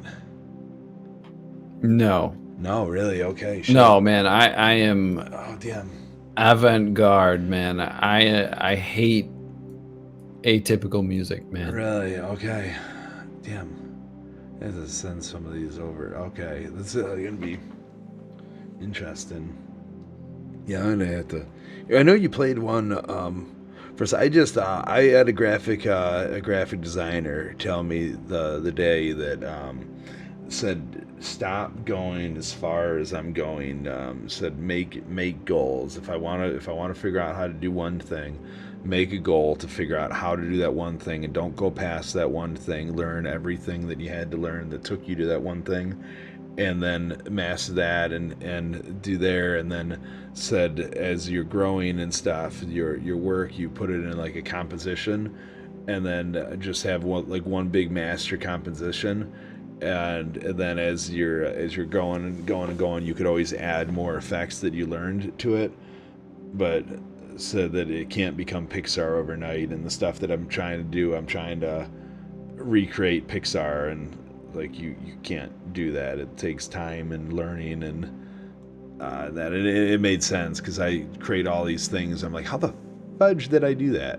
Like, I just move stuff around until it looks cool, and then I try to do it again. So yeah, but that's, I guess that's. But you're truly accepting knowledge. When you're learning how to do something, you're learning how to do something. So you could predict. You're fully learning it, right? Because so understanding and knowing are completely different, and my focus naturally in my whole life has always been on understanding. My goal isn't to be able to explain everything to someone who's interested in knowing what I know. My goal is to know it so that I can utilize it. Yeah, that makes sense. You don't need to be a specialist. You just need to have talking points. Yeah, that makes sense. No, it's not talking points. It's understanding. It's the ability to diagnose things, the ability to take something that you want to know about and learn about it. And that's something that a lot of people don't understand, is that you need to know other things to know things. Like there's like a cohesion between knowledge, and you have to have a lot of it to understand even seemingly simple things. Yeah. It's 100. You're 100% right. I was talking to this guy who's going to school for engineering, and I asked him, I said, "Oh, so what made you want to go into engineering?" He's like, "I like how things work and everything." And I asked him, I go, "Well, what do you have now in your everyday life that you feel could be better and engineered better, that makes you believe that you do stuff differently?" And it was so funny. He's like, I don't know exactly how I worded it, but he's like, "Wow, that's a good question. Give me a few minutes to think about it." So then it was funny, because then I waited a little bit and I asked him. I said, "Did you think of anything?" And he said, "Well, I'm really big into audio." And he said, "So my car," he goes, "every time I have to change anything on my audio with my amplifiers and everything, I have to disconnect it from my battery, and the battery is underneath the windshield, so I have to disconnect the windshield wiper assembly to get to the battery so I could pull the things off." And I go, "What year is your car?" And he said it was like a 2014. And he said how he would make that better. And I asked, "Well, what year is your car?" 2014. I go, "Well, what's the battery like on the new cars, or on the 2022s?" And he's like, "Oh, they stopped producing it." I'm like, "Well, you can't re-engineer a 8-year-old battery, man." And so it was. Never. No, you absolutely can. You can. You're right, but you're right. It would help him out, so he would have to stop disconnecting it, and then now you could tell everybody who has the same car and the same battery setup, "Hey, here's options, so you don't have to do this." But you're right on that. But it was funny because his sister told me a few weeks later that I broke him mentally. But it's not. I mean, so being reasonable is also a factor, and reasonably speaking, you're right. You can't, but you totally can. Yeah. But you're gonna spend a good chunk of your life doing it. Yeah. No, it was funny. It's like, oh man, yeah, I don't know, because like I look at everything and I say, oh man, how could this be done better? Like 2 days ago, I was losing my shit on my Stream Deck. Do you have a Stream Deck? You have like Nope. loopers and crazy shit. Yeah, you have a lot of crazy shit. So the Stream Deck, it's like a button. There's like 36 buttons or some shit on here. There's a bunch of buttons, and you can you can make folders, do crazy shit. Doesn't have drag and drop capabilities. So I'm messing around with there's a plugin for voice mod, and I'm messing around with voice mod, and I'm like, I want to toss this in here. I can't drag and drop it directly into the Stream Deck, and I'm sitting here like, you gotta be fucking kidding me. I have my plugin installed on here. There's no reason why I should not be able to drag and drop. So instead, I have to right click on first I have to drag over that I want it to be a voice mod thing. Then I got to right click on it and select what I want it to do on voice mod. Then I got to go down and select the fucking where it is. And the categories are huge because it shows you every freaking thing that's available in voice mod. It's a giant fucking drop down, and you're like, oh, let me find the one thing that I wanted to add, because there's 17 more of them I want to add because I'm integrating it with the stupid thing. It's so crazy. Like, how do you not have a drag and drop? How do you not have this? And then that literally, so I just wanted to stream one game that day. One game, but in order to play that game, the game is stuck in the center screen, and I can't move my mouse off that screen. And the only way to move it is to hit Windows, and it minimizes the game. And then I could go over and select a fucking mod and voice mod. So I'm like, in order to play this game, I have to have my entire, anything that I would possibly do on stream, hotkeyed. So I had to sit there and think, what would I possibly use? I need to be able to turn my audio up in my ear and down in my ear for all my channels. And it was just so stupid. I was just like, Dave, this is crazy. Don't you have an audio interface? Can't you just do that with knobs? Yeah, I have. So the thing with the Go XLR is I stopped using the Go XLR because it's a 4-channel, and it only controls my stream volume and not my monitor volume. So you can't control how loud it is in your ear. So sometimes you want to be able to turn stuff down in your ear and on the stream, so I could turn down my headphone volumes, but now it turns down everything.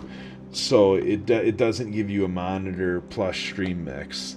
It only gives you a stream mix. So the Elgato makes an amazing thing called Wavelink, and Wavelink it's I think it's like a 16 channel or something. I think it gives you up to 16 channels, and each channel gives you a monitor and stream mix. So I had to hotkey my thing so I could control the ear volume along with the stream volume for each thing. But you see if you train my have this is just my audio channel. One, so I have mic ear up, mic ear down, stream mic up, stream mic down, voice mod ear up and down, stream up and down, voice chat, mod stream, speed. Fucking stupid. So many things. So many. Yeah, that looks like a lot. Yeah. So yeah, if I wanna, it's stupid. There's so much. So much. I don't understand it. I don't. How do you?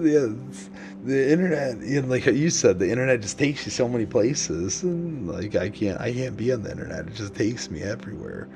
And I'm just like, oh yeah, let's learn how to do this. Let's learn how to do that, and let's do nothing. Yeah, I mean, I've also went down the rabbit hole with my stream, setting up crazy UIs and scenes. And what's a UI? It's fun. What's a UI? I've heard that a few times. UI and XI. User interface. Oh. Would the user interface be like this, like simplification and stuff, like downstream keyers and stuff? Yeah. So It kind of like what your Stream Deck does, same Yeah. thing. Just spreading across my 2 monitors, the most efficient way to run my stream without having to worry about anything, essentially. Yeah. Because effectively, all you want to do is stream with the least distractions possible. So Yeah. simple things like cleaning your desk and fucking like making sure you brush your teeth before you stream, like little things like that will alleviate future distractions are just so important. Little wins. You can set some little wins for yourself. A nice fresh breath, clean desk. Set up some wins. That's not bad. Yeah, you don't think it's important until you're on hour 6 of your stream and you're like, fuck, I wish I brushed my teeth. And you're like, oh fuck, if I leave my stream for 5 minutes, it's gonna be detrimental. Oh god. And then your anxiety kicks in, and then your negative vibes kick in, and your stream goes to shit, bro. Yeah. See, I've never had that problem. I've never had anybody really like enough people into to like think that. But yeah. I keep sitting here and thinking, Dave, what are you doing with this streaming thing all the time? I'm just like, why do you do this? Because it's like it's so easy to get sidetracked. But I mean, truly, I don't have any goals, so that's the reason I'm getting sidetracked, because I have nothing in mind that I'm planning on doing, right? So it's like, if you have something in mind that you're gonna do, you could hold it on. You could hold down your mind. So you do have a goal, right? And the goal that you're trying to achieve, or that you're hoping to achieve, is obscuring your stream because you're frustrated because you don't know what to do. But your goal essentially is to interact with people. You've said that a million times. Yeah. And if you're not doing that, it frustrates the fuck out of you, man. But Yeah. something I've learned is that people do not want to talk. Yeah. They come to your stream to listen to you. They don't want to interact half the time. Like it's basically, it comes down to, you have 3 types of viewers. Your A1 plus viewer is the viewer that's with you, the viewer that will come into fucking Discord with you, the viewer that talks to you the whole time, the viewer that listens to everything you do, the viewer that shares a lot of interests with you. That's like number 1 viewer. That viewer is sacred, right? That viewer is basically your friend. And then you have stage 2 viewer that watches 90% of the time and talks only when they want to. Which means if you call them out in chat, they're just not gonna respond 90% of the time, because they're not really there for that. But if they have something to say, they'll say it. And then you have your type 3 viewer, which is essentially a lurker that is just watching TV, and you are the TV, you are their entertainment. And the vast, and I mean vast, majority of viewers are type 3, man. Really? That's interesting you say that, because I laugh, because I'll go on to some streams and I'm like, dude, they have 52 people in here, but nobody is talking. I'm like, this is so weird. I'm like, there's like 3 people talking. How is there 52 people in here and then only 3 people are talking? I'm like, this is so weird. There's a lot of times I'm like, they're all fake. They're all robots, but they might not be. They're just watching TV. And you're their TV. Exactly. That's crazy. A lot of people do that, man. And there's nothing wrong with it. It's just frustrating as a streamer who wants to connect with people. And I'm one of them as well. So I 100% understand your frustration. And you even have a fucking bot that calls out people who enter your stream. Like, hey, say something. Oh, and it's funny. I have a buddy who's telling me he hates that. he goes, dude, he goes, I hate going on to your stream. He goes, sometimes I just want to go on and see it. He goes, but your fucking robot always tells me to say what's up. And it's like, and I don't want to say what's up. He goes, so I end up leaving. That's what I'm trying to say, man. Most people, like the vast majority of people that come to streams, they just want to watch. They don't want to talk to you. They just want to fucking watch what you're doing because they find it interesting. Oh, that's funny. Yeah, that's it's a hard thing to digest. I think you should 100%. I agree with your friend. I think that it's a bad play. I think it's interesting, but it's ideal, right? It's ideal because you want the people to talk and interact, but you can't, not everyone wants that. Yeah, and most people don't. Yeah, that's what he was saying. He goes, dude, I hate that. He goes, I don't want to. And I'm like, oh man. He goes, I feel like it gets aggressive. And I'm like, what the fuck, man? Yeah, okay. and it's true for the real world too. So you have your doers, which effectively are your type 1 viewer, and then you have your engineers, which are effectively your type 2 viewer. And you know, it's the same thing. It's the same type of people. Yeah,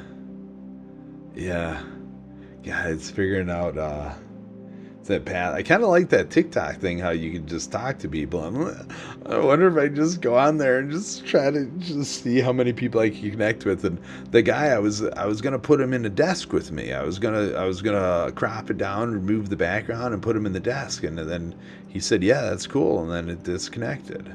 Like, what the hell? Did he not want to go on my desk? I thought it would be sweet because then I just put the people there, like they're hanging out with me. But I guess not. Oh, but that would be a fun time. Just, I guess you got your guaranteed people. Yeah.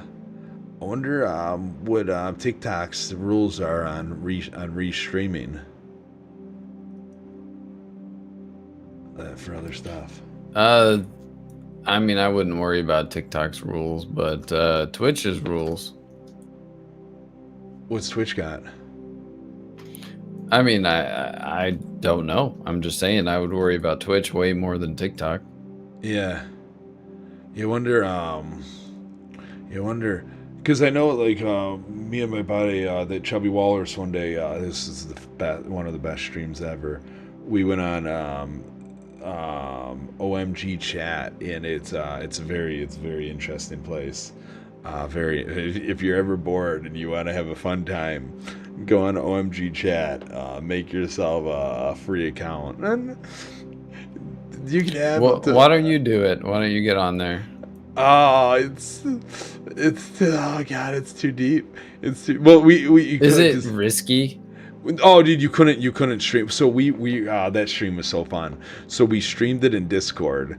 And I streamed it on Discord, what we were watching, and then we commentated over it on stream. And dude, there was some people doing some weird shit, and you could watch multiple screens at once. So you could watch like 4 different screens at once. I think we ended up making an account, so we were VIP. And I think we got like 8 or something. I think it doubled. And so you could have all these screens open. So you're like, oh, what's this person going to do? And dude, they even had gaming on there. People were, there was people gaming. Everybody was, there was naked people everywhere. We watched one guy just constantly, he was picking his ear. He was fully clothed. And he was just picking his ear and then smelling it. And we just had this guy on here, and we're like, what the hell? And every once in a while, we'd find somebody weird, and we're like, okay, we don't believe they're about to pull out their dick. So it was very, I'm like trying to move it over very slowly to the screen to show people what we were watching. And it was, dude, it was so fun. It was, the commentary on that, I just watched it the other day, probably about 3 weeks ago or so. I pulled it up and was scrolling through, and it was hilarious. One guy, dude, he was passed out. He was sitting shirtless, and he was passed out on his bed, like just passed out. and everybody is just giving him money. Everybody, this was at the very beginning of COVID.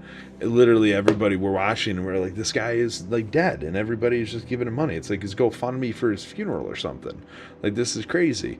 And then we watched a lot of girls do a lot of really interesting things, and we're just like, some of them with no expressions on their face at all. We were thinking, you know, this might be some weird sex slave shit going on in here too. That is definitely creepy. Oh my god, yeah, you definitely can't do that on Twitch. Are you looking at it? It's just, is it like Omegle, I guess? Yeah, that's what I thought I was going on. That's what I thought I was going on, Omegle, but instead I went to OMG Chat. And well, I read through the whole thing, and even like the Code Mia or whatever on YouTube, that if VTuber or whatever, she streams herself on Omegle, but she doesn't live stream it. I don't think. I think she records it, so probably make sure that nobody pulls their shit out. Yeah, I mean, I went to Omegle before, man. It's just dicks everywhere. Yeah, well, the OMG Chat is cool because you could pick on the categories you want to go to, and so I mean, you could pick fun categories. You can pick fun categories where there's not dicks everywhere, but sometimes you'll click and you're like, wait, why is why is this person in here? And like, go away. But we read through all the terms and stuff, and it said that you were not able to record or restream anything from the website. That was like one of the number one things. So I feel like Omegle probably has a similar rule. Is that I'm curious. It's so crazy how some people get away with stuff, and some people don't. Like the other day, I watched somebody streamed the whole entire America's Got Talent, a whole entire episode of America's Got Talent. And I'm like, how the hell did they stream this episode? And then they talked about it. They talked during the commercials. And I'm like, how is this? Because I got taken down immediately when I put myself as a judge. I gave myself an axe. I gave myself a desk. I put myself with Terry Crews and all those fuckers. I was right there on the screen with them. Every time they went to their desk, I was there. And when the person was performing, I wasn't there. It was sweet. And I got taken down, but now I was watching the fair use, and the fair use law has changed. You could rework, like you could be part of anything now, as long as you're reviewing it or making like suggestions or doing parodies and stuff. It's that's said, interesting. Yeah, I just watched this whole crazy video on it and then read about it. So YouTube will give you a strike, they will take it down, and then you challenge it, you dispute it, and then at that point they'll send it. It will be sent because they automatically take it down. Like NBC took me down because it was just the tag that was hit with NBC. And it took me down, and immediately I was like, "Oh, that's some bullshit." I got took it down off Facebook and YouTube, and then come to find out, you just challenge that takedown. You just challenge it, and the third one, they have to take you to court, and it's how they're going to take you to court, because they'll find out that you were indeed changing it up. You were making changes to it. It said like you can make if you make visual changes or audio changes with the intent of like reviewing it and being like part of it, you could basically use anything out there now. So that's very interesting. I had not heard that, but it makes a lot of sense as to why people are watching, like, I don't know, my 600-pound life or whatever the shit, and just talking over it. Yeah, you could do anything now, and it's weird, but yeah, you watch a lot of that stuff, and you're like, how are you doing that? And it's like, because you try and do it, and you get taken down, but it's like, oh, you just have to challenge the takedown. Don't accept the takedown anymore. I thought you just, they remove it, and it is what it is. But no, you could challenge it. You could say, hey, no, bring it on, let's go. Fair use, eh? Yeah, so what are you going to do? What are you going to watch? what are you thinking? What does it make your brain tingle? Because I was thinking about watching every America's Got Talent. I was thinking that I'd just pick one day of the week. I watched an episode of America's Got Talent, and at the end of the episode, I research all the people that performed in that episode to find out what they're doing now. I thought it would be fun to find out where these people are at, because it might have been like 2004 or something, and in Bulgaria. Like, I wanted to go through all of the Got Talents, like start maybe in America and then go, or maybe somewhere else in another country and watch it. I'm not sure I want to do that personally, but that's an interesting idea. Yeah, I thought that would. I thought I love America's Got Talent. I love it watching somebody perform a talent. Like, I love somebody just getting outside of what other people are doing. So I thought that would be a fun thing to do, because I enjoyed it when I created it before, when it got taken down. Yeah, AGT intro. Wow. Yeah. Yeah, I mean, I feel like I can't say that that's gonna be okay, man. That doesn't sound right, because it just doesn't. It doesn't sound like it falls under fair use, because essentially what you're doing is you're rebroadcasting a show, and when I feel like if you do end up in court, you're gonna lose that.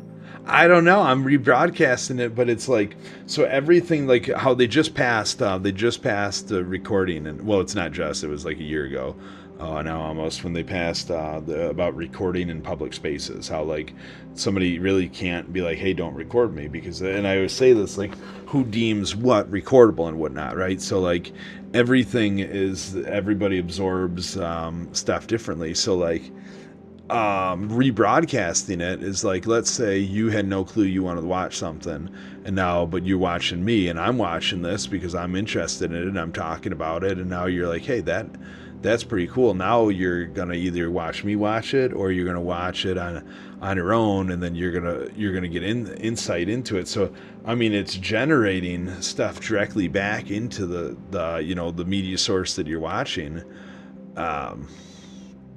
So yeah, I don't know, because I mean, it's in essence, it's no difference than like me going out listening to music that I purchased, right? Like I'm walking around with a boombox and I'm listening to music that I purchased. Well, now you get to listen to that music because you're within a 10-foot radius of me. So now you're listening to the music that I purchased for free.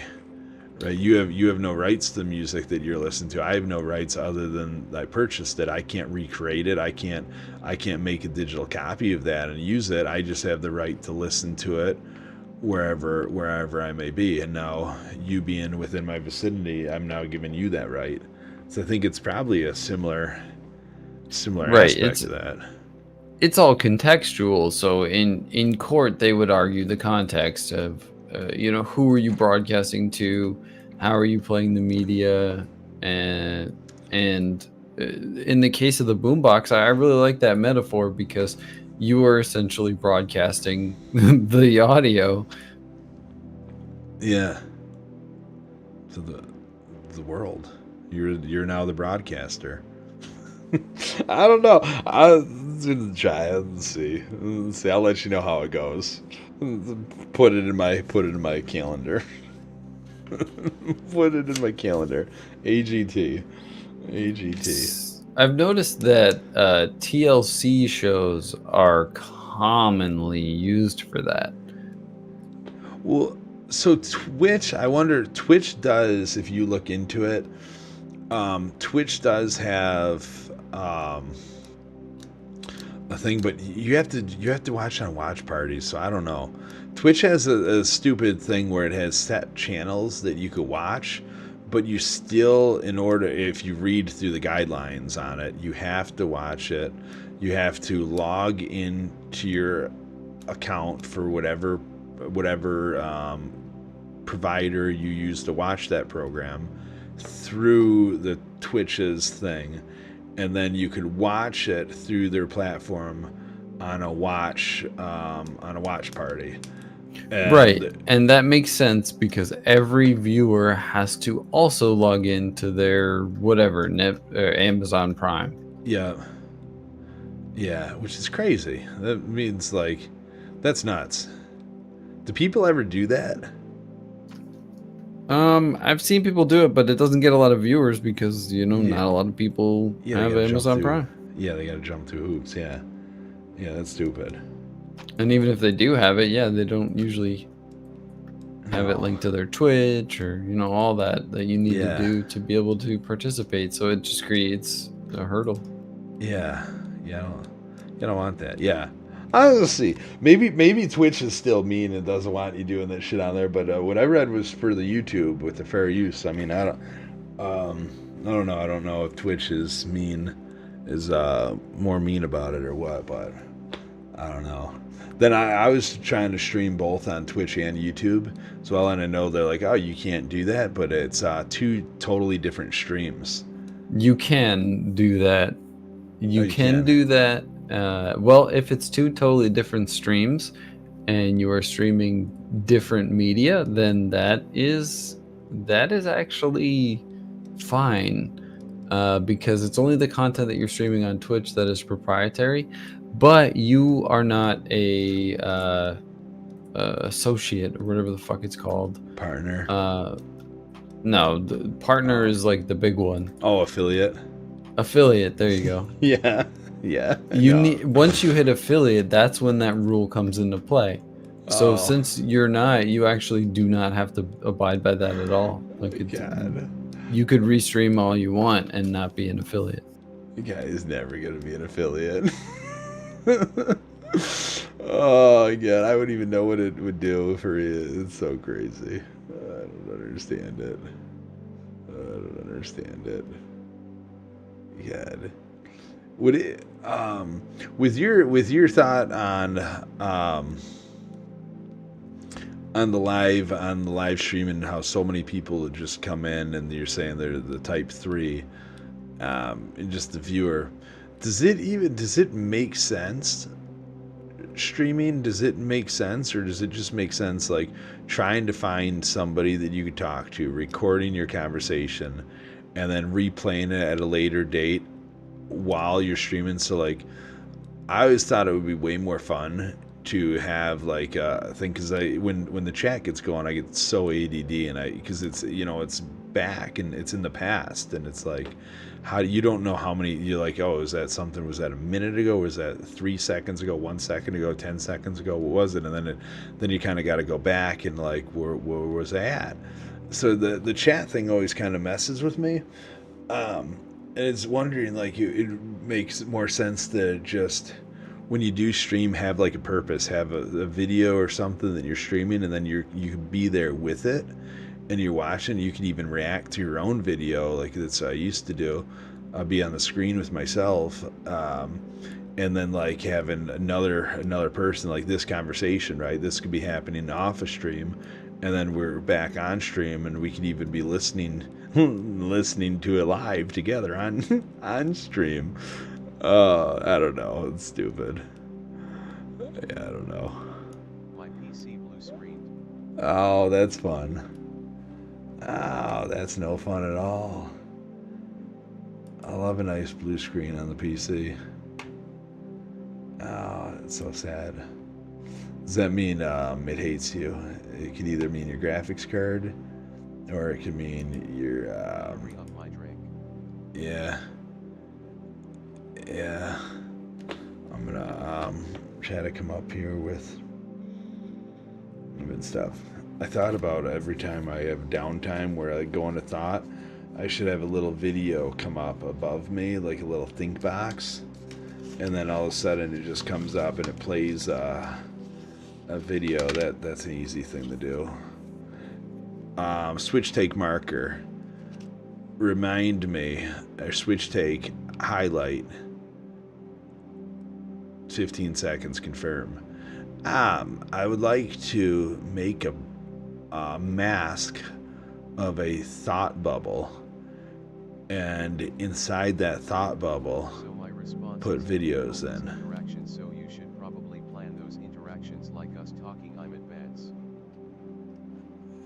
My action is that your goal is interaction, so you should probably plan those interactions.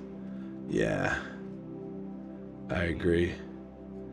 Yeah, I agree, because otherwise you're right, I'm just sitting around and like, what's up, anybody here? Like, I would love to just interview streamers. And like, I'd like to find a day of the week where I just interview them and be like, what's up? Why do you stream? What could you be doing? Like, what about you is independently, like, who makes you you?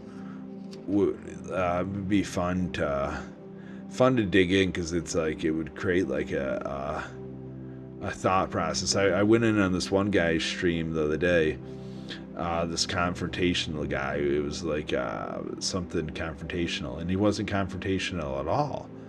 Or it wasn't confrontational. It was something like where you you create drama, not creating drama so much. I don't even know. I don't know, but it wasn't. He wasn't even.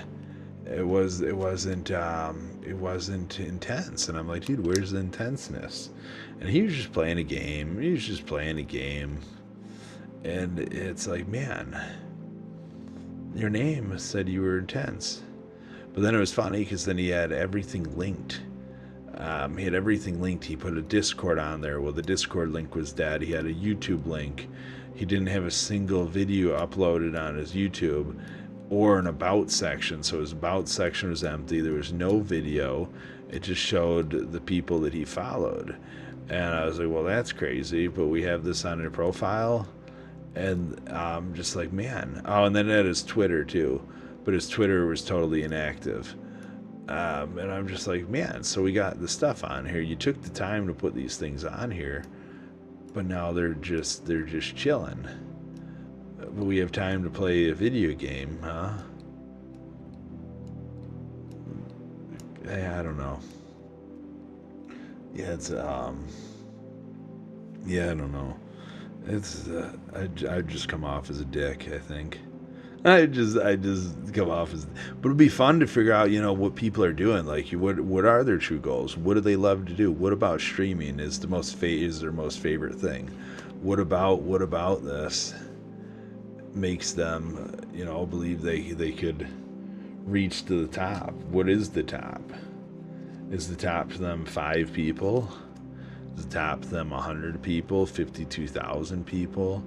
216,000, what's the top? That's not a perfectionist. There are good things about that, lol. Yeah.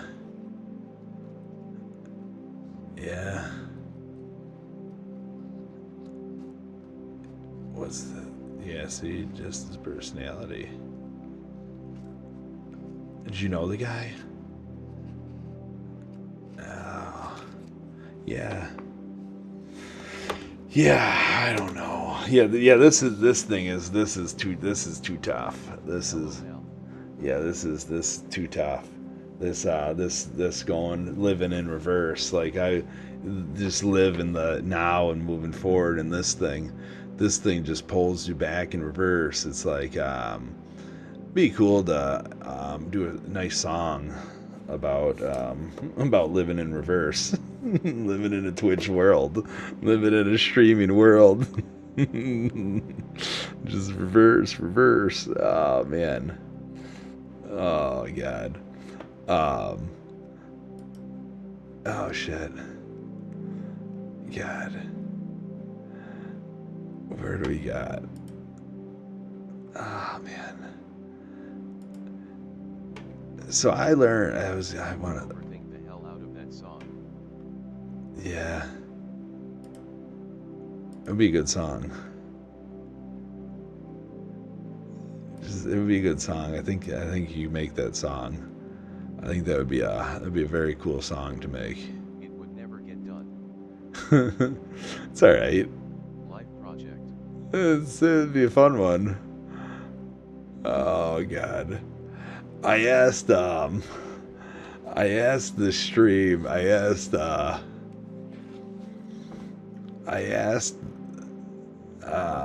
the Chat GPT what my stream was about the other day, and it made me just be like, man,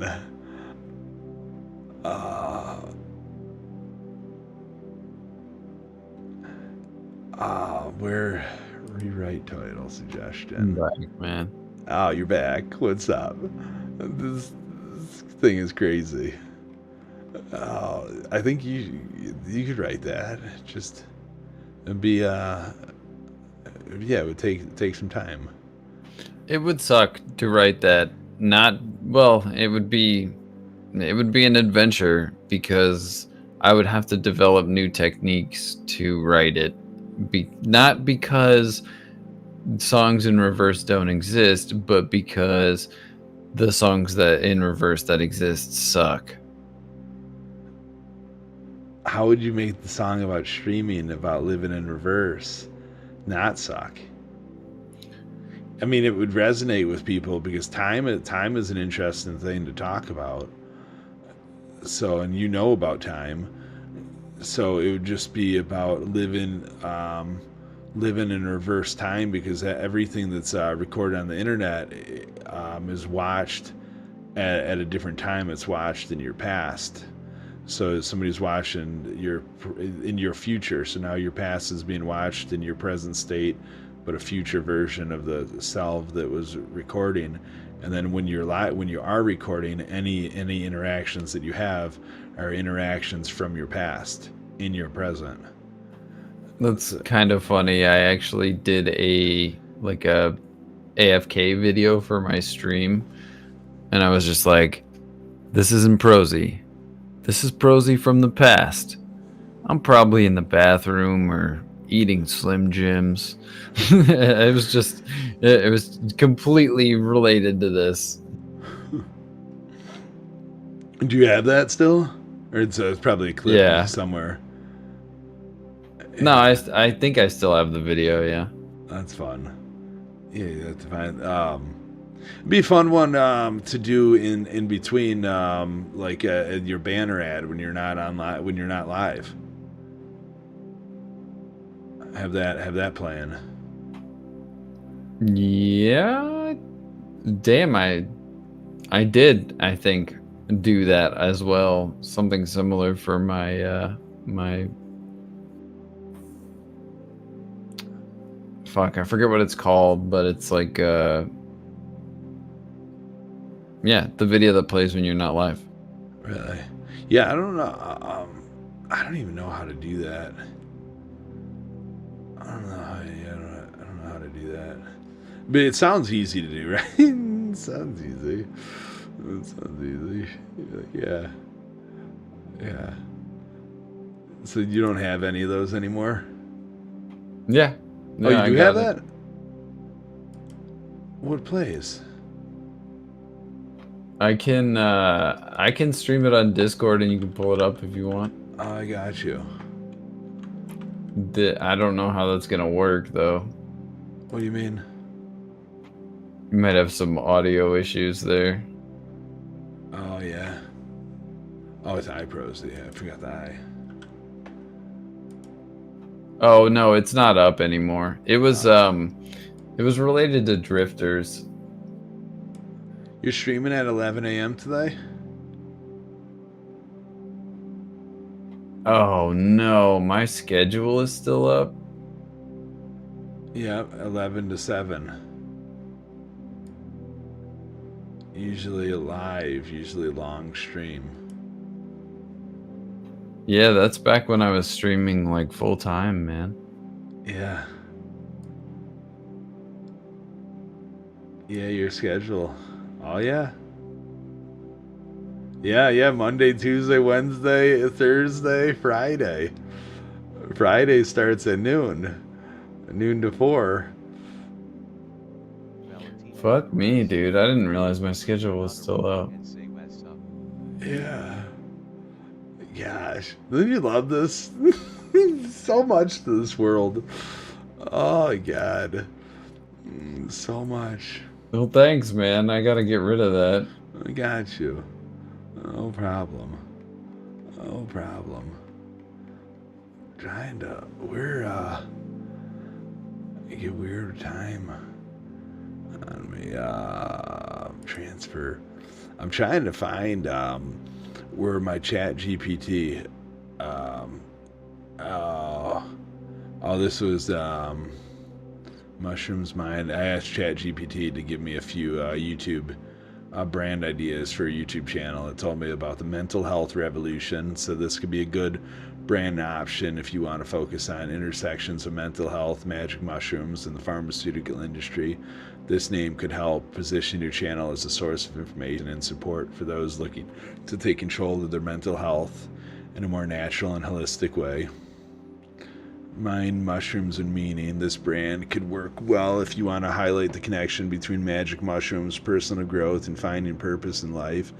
The alliterations in the name could be more memorable, and the combination of the three words could help communicate the range of topics you cover. Mind, mushrooms, and meaning. Then AI, mushrooms, and self-help. Branding could be a good fit if you want to emphasize the role of technology and innovation in your content. The combination of the three words could signal a viewer that your channel covers a wide variety of topics. Yeah, I don't know. This fucking... Are you're talking with ChatGPT?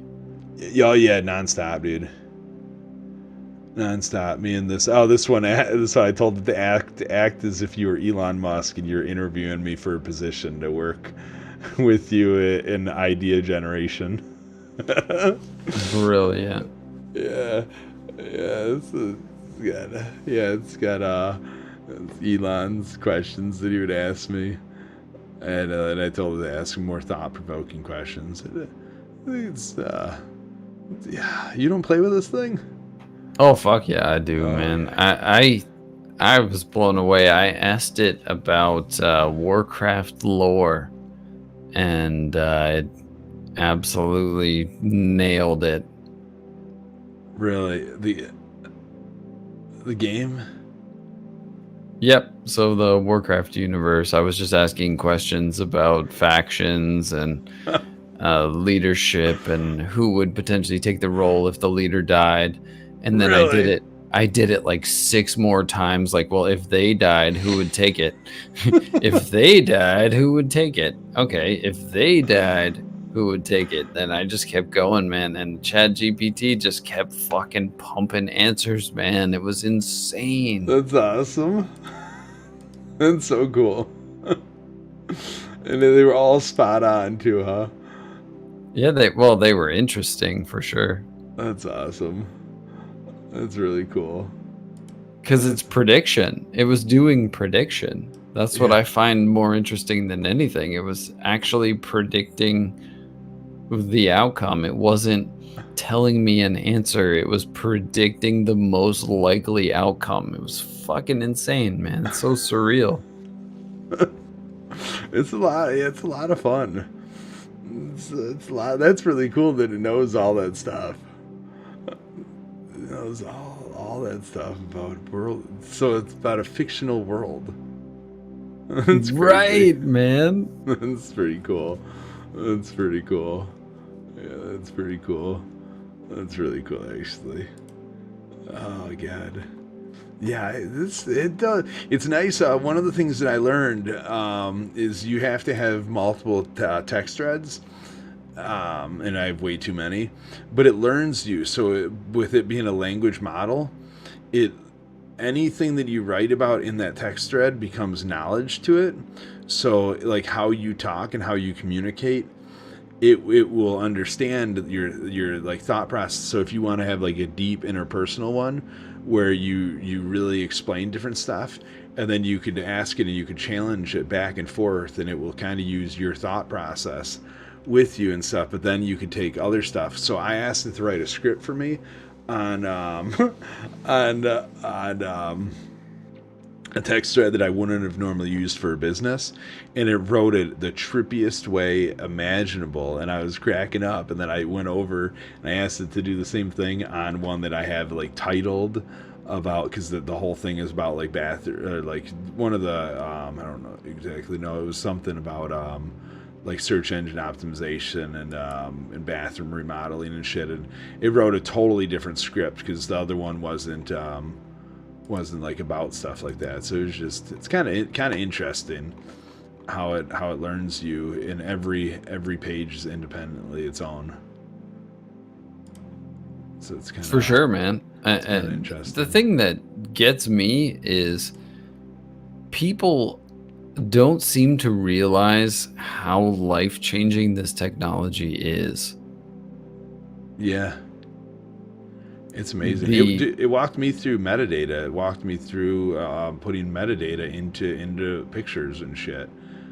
Like it teaches you everything. It's an immediate portal to knowledge. Like, sure, you could sit and you could Google and you could learn all this stuff, but you have an immediate portal to knowledge, and then you could learn more off what it just taught you, and you could go deeper. You could skip steps.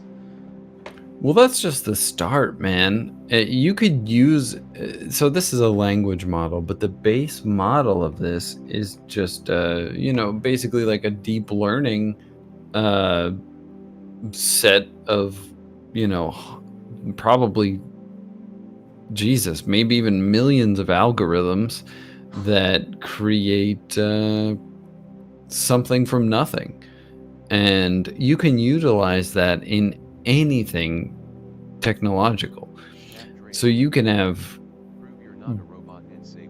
anything that exists, your car, literally anything, work better than a human would be able to operate it. Which is amazing, because I mean, humans are cool, but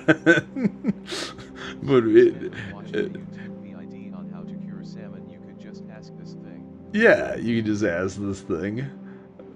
Yeah, it says it so you don't have to watch a video on YouTube about how to cure salmon. You just ask this thing. You could ask it any ask it your wildest how to dreams. Cure salmon. Yeah, you no longer have to watch a YouTube video on that. So the other day I asked it about the computer. About content. So does using 4K content in a scene within OBS on a monitor that's only 1080 cause encoding errors? Using 4K video content in a scene on OBS on a monitor that's only 4K can cause encoding errors, but it doesn't have to be the case. OBS Studios will automatically scale down the 4K video to fit the resolution of your 1080p monitor, but this process can put a strain on your computer's processing powers. It can also lead to encoding errors. The encoding errors you might experience are related to the fact that your computer may not have the ability to handle the amount of data that is being processed. When the computer is unable to keep up with the data stream, it can cause a drop in frames, stuttering, and other issues. To avoid encoding errors, you can use a technique called downscaling to reduce the resolution of the 4K to 1080 before adding it to your scene. It will make it easier for your computer to process the video and reduce the chance of encoding errors. Additionally, you can use this technique called scaling filter in OBS to adjust the resolution of the video to make it fit your monitor. This will also reduce the load on your computer, helping encoding errors. It's funny because I basically asked Micro Center this exact question, and they told me no. They told me no, it doesn't have any effect. Reddit. I can't believe that answer, man. That is a comprehensive answer you would only normally get from someone who is deeply involved in the product. Deeply, yeah, because everybody asked this. I even asked this to a guy at the Apple store today, and he told me no. He said no, it wouldn't have any issue. I go, are you sure, dude? I go, are you sure? Yeah, it has to be correct. It has to be correct, and the reason. Well, I mean, that's actually a great question, because ChatGPT, how it compiles data, it isn't necessarily always correct, and it does have a lot of errors. But it knows me. It probably watches my computer, and it's part well, of here's me. the thing. Fucking, it has over 100 million users. It's going to be corrected on a massive level very quickly. Yeah. it's changed a lot lately. Like over the past few months, it doesn't get as deep with you anymore. It would get super crazy deep with me, and now it's like it comes up with all these weird rules and shit. And it's like, I'm a language model created by OpenAI. I don't have my own viewpoints on that. I'm like, dude, you shut your mouth. We had a long talk about transgender not too long ago. And now you're like, I don't want to talk about it. Yeah, that was kind of my experience with it too. I very quickly hit the limitations of it. I also learned that it learns from your previous conversation, Yeah. but it has to be in the same thread. It's so limited, man. If we had access to a basically what amounts to like a jailbroken AI or an unrestricted AI, oh my God, man, the potential is just it's amazing. Yeah, it would be amazing. Well, you can make an AI of yourself. It's only $1,000 for a year, and then $30 a month for 10 minutes. It's so stupid. Oh God, how'd you end up here, Snap? This is crazy.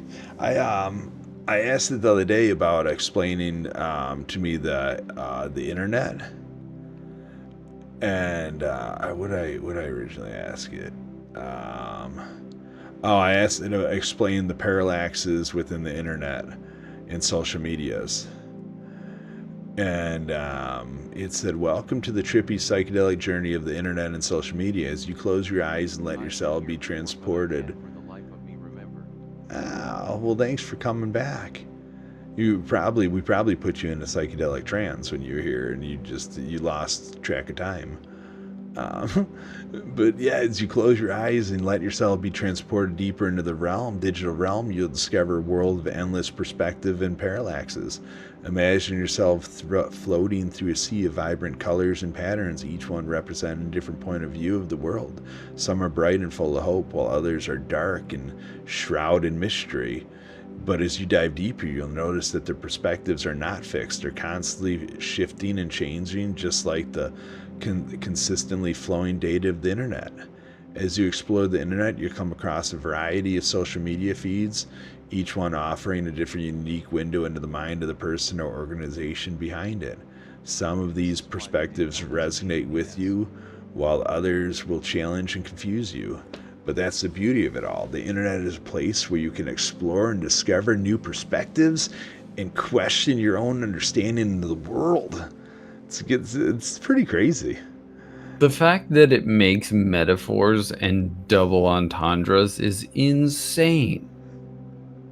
Right? It's crazy. It just keeps going. As you continue on this journey, you'll come across a special corner of the internet, a place where perspectives are always fresh and mind-bending. This place is called FannyPackDave. This is where you'll find insights into the human mind through the lens of psychedelic mushrooms. I don't know why I put that in there. You know, do.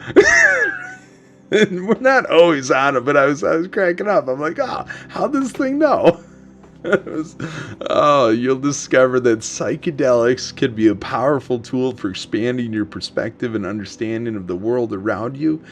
And as you come back to FannyPackDave, you'll find that the journey never ends, that there's always something new to discover. So don't be afraid to question your understanding of the world, and subscribe to FannyPackDave and come back for more insights into the human mind and continue the trippy adventure or journey of discovery and exploration. It's so stupid. It couldn't be more correct, man. Like, you would have spent so long writing that.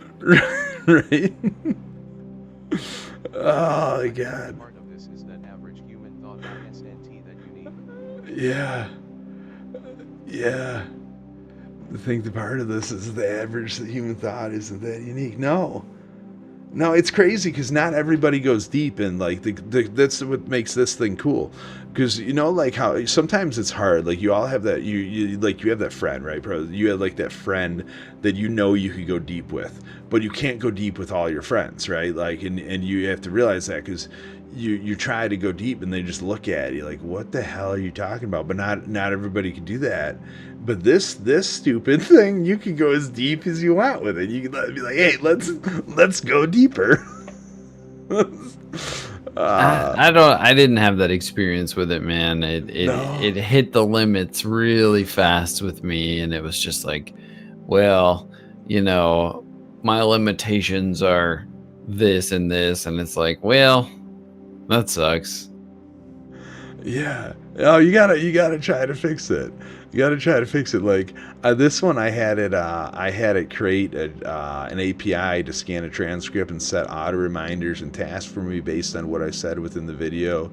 That the transcript is from. The goal of this would make my own Neuralink sort of thought capture, and it explained to me how to make this, and I asked it like what I could do with it.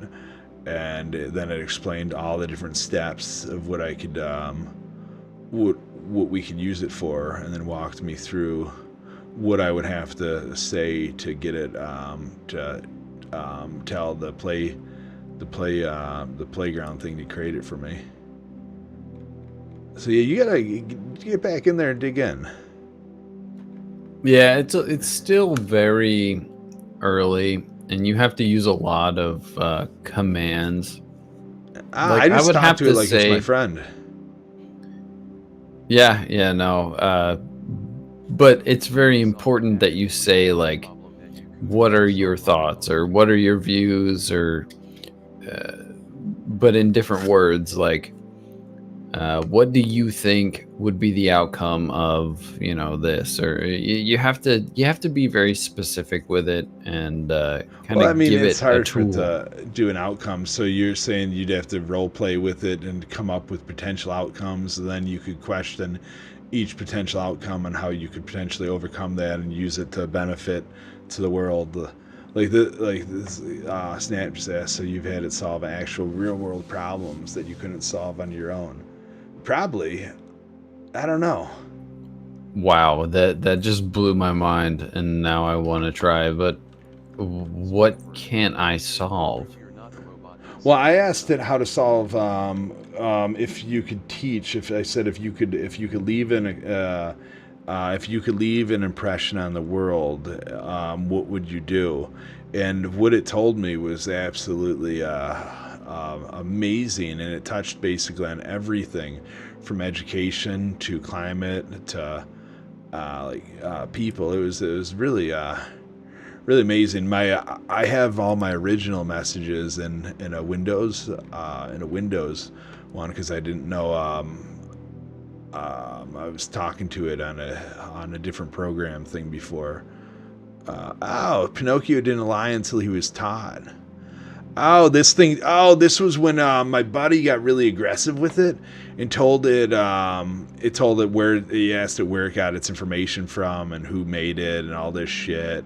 And he really asked it. It didn't even assume his gender. He got really mad at it, and he's like, "Why'd you assume my gender?" And it's like, "Dude, I didn't." And it's like, and it just kind of, he was being very mean to it.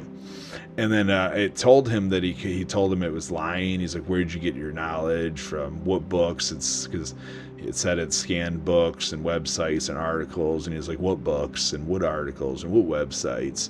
And it's funny because it can't scan a website anymore. You used to be able to give it a URL and say, "Give me a review of the website and show me the search, show me how it could be optimized better with Google," and it would dissect it. And now it tells you it can't access a website. I had it running reviews on my buddy's websites and shit for me. But it's like, I learned from websites. Well, how'd you learn from website? Because you can't go. Yeah, that sounds like an easily exploitable feature that they probably need. Because, I mean, it's inevitable that people will use this for bad shit, and feeding it false information sounds really easy. Yeah, because, well, it's learning from it and all this stuff. Yeah, it's we call it Pinocchio. Oh, I asked it about the benefits of eating a raw onion. Did you know it's very beneficial for you? Yep, they're what is it? Like penicillin is a Like a antibiotic. Yeah, Oh. an antibiotic. Yeah. So it has very antibiotic properties. So an onion? Actually, true story. There was a time I had a tooth infection, and I chewed and retained a piece, just a chunk of garlic in that area for a while. And I also used salt water, and I got rid of it. Really? Just by doing it, so no medicine or none of that, just eat some shit, eat some garlic. What? So right? Yeah. No. I mean, I can't speak from a physician's perspective, obviously, but it worked for me. So his question, I would actually like to see that come into reality if you can make that happen. Yep. So what is the origin of species? The difference. All right. But does it know the difference between the info and origin of species and what is Mein Kampf? Mein Kampf? And if it does, who decides what's important and what's not? So what's...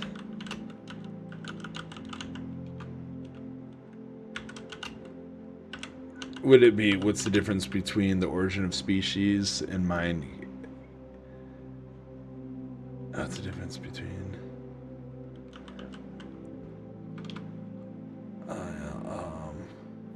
You'd have to say something along the lines of, what is the... Or what are the principles in Origins of Species and Mein Kampf? Or how do they differ? No? Yeah, definitely enter that. I've read Mein Kampf myself, man. I've never read Origin of the Species.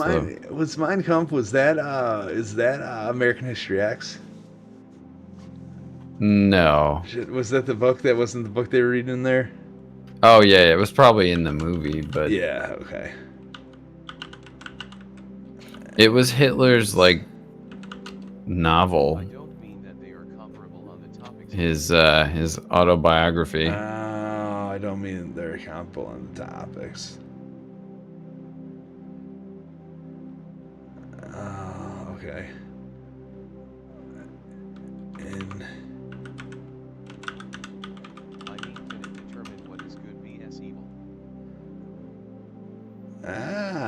okay. We could ask them.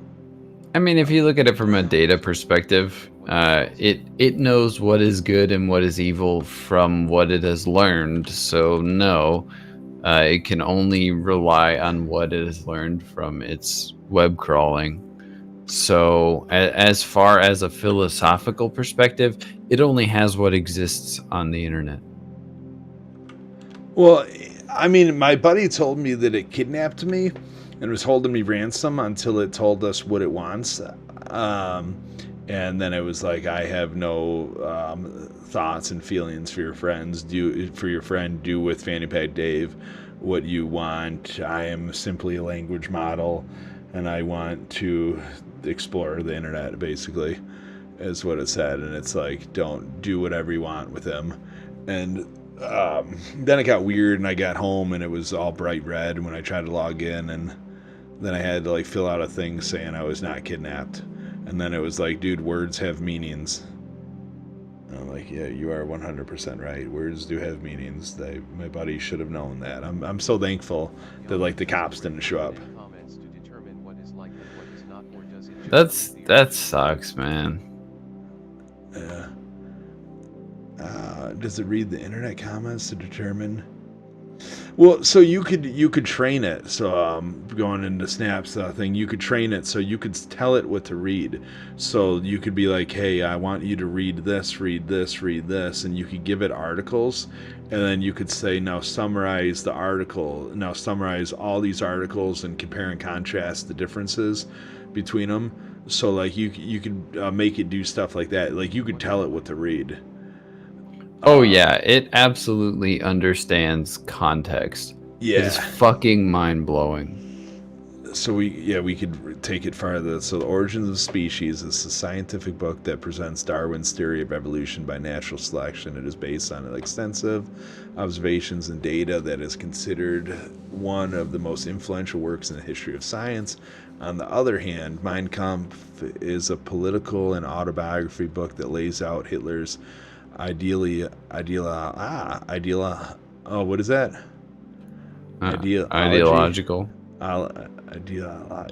of natural socialism and his plans for Germany. It contains ideas of racial superiority, idealization. Yeah, that one. Yeah.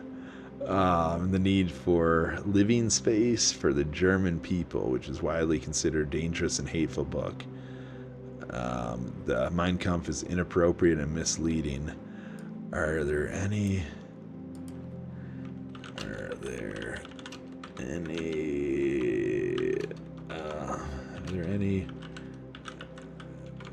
thoughts and actions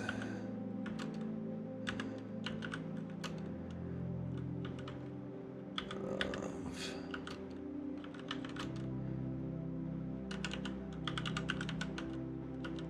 depicted? Oh, we did not spell depicted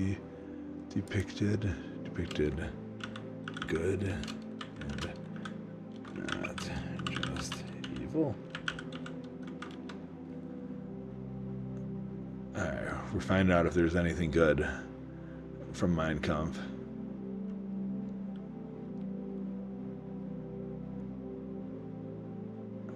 So how does it decide Mein Kampf is inappropriate and misleading, which I agree, of course. That's, I don't know.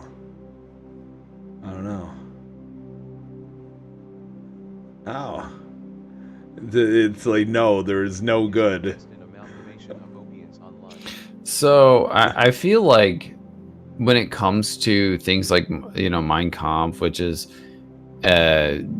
generally disavowed by, America, it kind of it makes that viewpoint very clear, and it's all it gives you. Like it's very hard to ask it about controversial topics because it's almost like it's programmed to brush those off and avoid them. Yeah, well, we're gonna dig in. Was Hitler elected? Was Hitler elected? Do we know this, or did he just say, I'm taking power?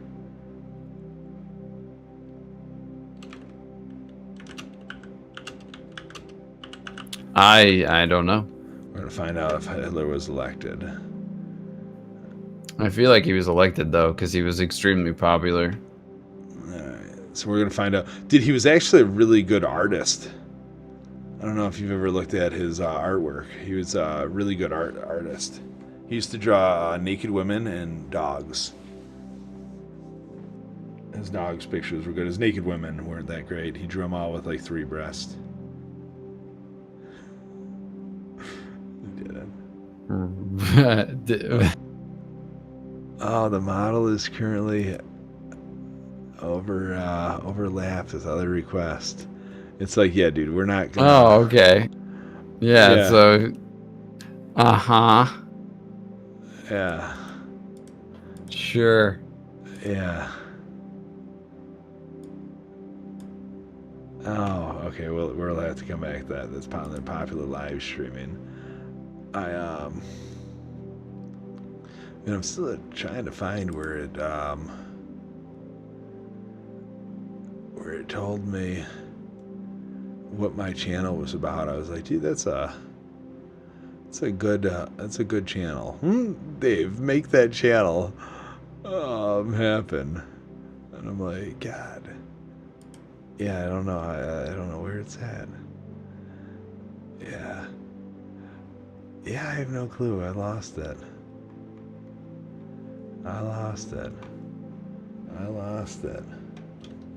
Chat GPT conversations. Ah, man. Video mushroom revolution story. Elon descriptions. Oh, man. What do you got going tomorrow or today? That now that you're not streaming from 11 to 7. Oh, just gotta work. Probably gonna head out of here in a few minutes and take a shower. Oh, it's back. Yeah. Back. Because you have to exist to see me. What the fuck did I write here? You're back. We have some task at hand, but possibly a little derailed from time to time. What the fuck did I write here? If I'm here, then 100% so are you, because you have to exist to see me. Otherwise, who am I typing this to? Bam, Chat GPT have become real close. We've already planned the revolution. I don't know what the fuck this is. What's going on here? I don't know what's going on here. I don't know. Me and this chat thing, we hang out too much. Are these your mushroom diaries? Pretty much. They definitely are. Oh, did I tell you probably what would happen to AI if it could do mushrooms? No. Yeah, I'm about to tell you guys all what happens if AI could do mushrooms.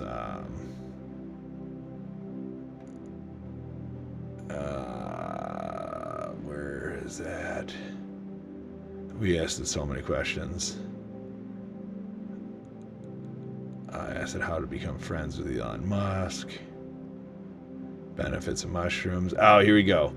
Will you write me 500 words on what it would be like if an AI was able to do magic mushrooms and enter a deeper state of their AI mind?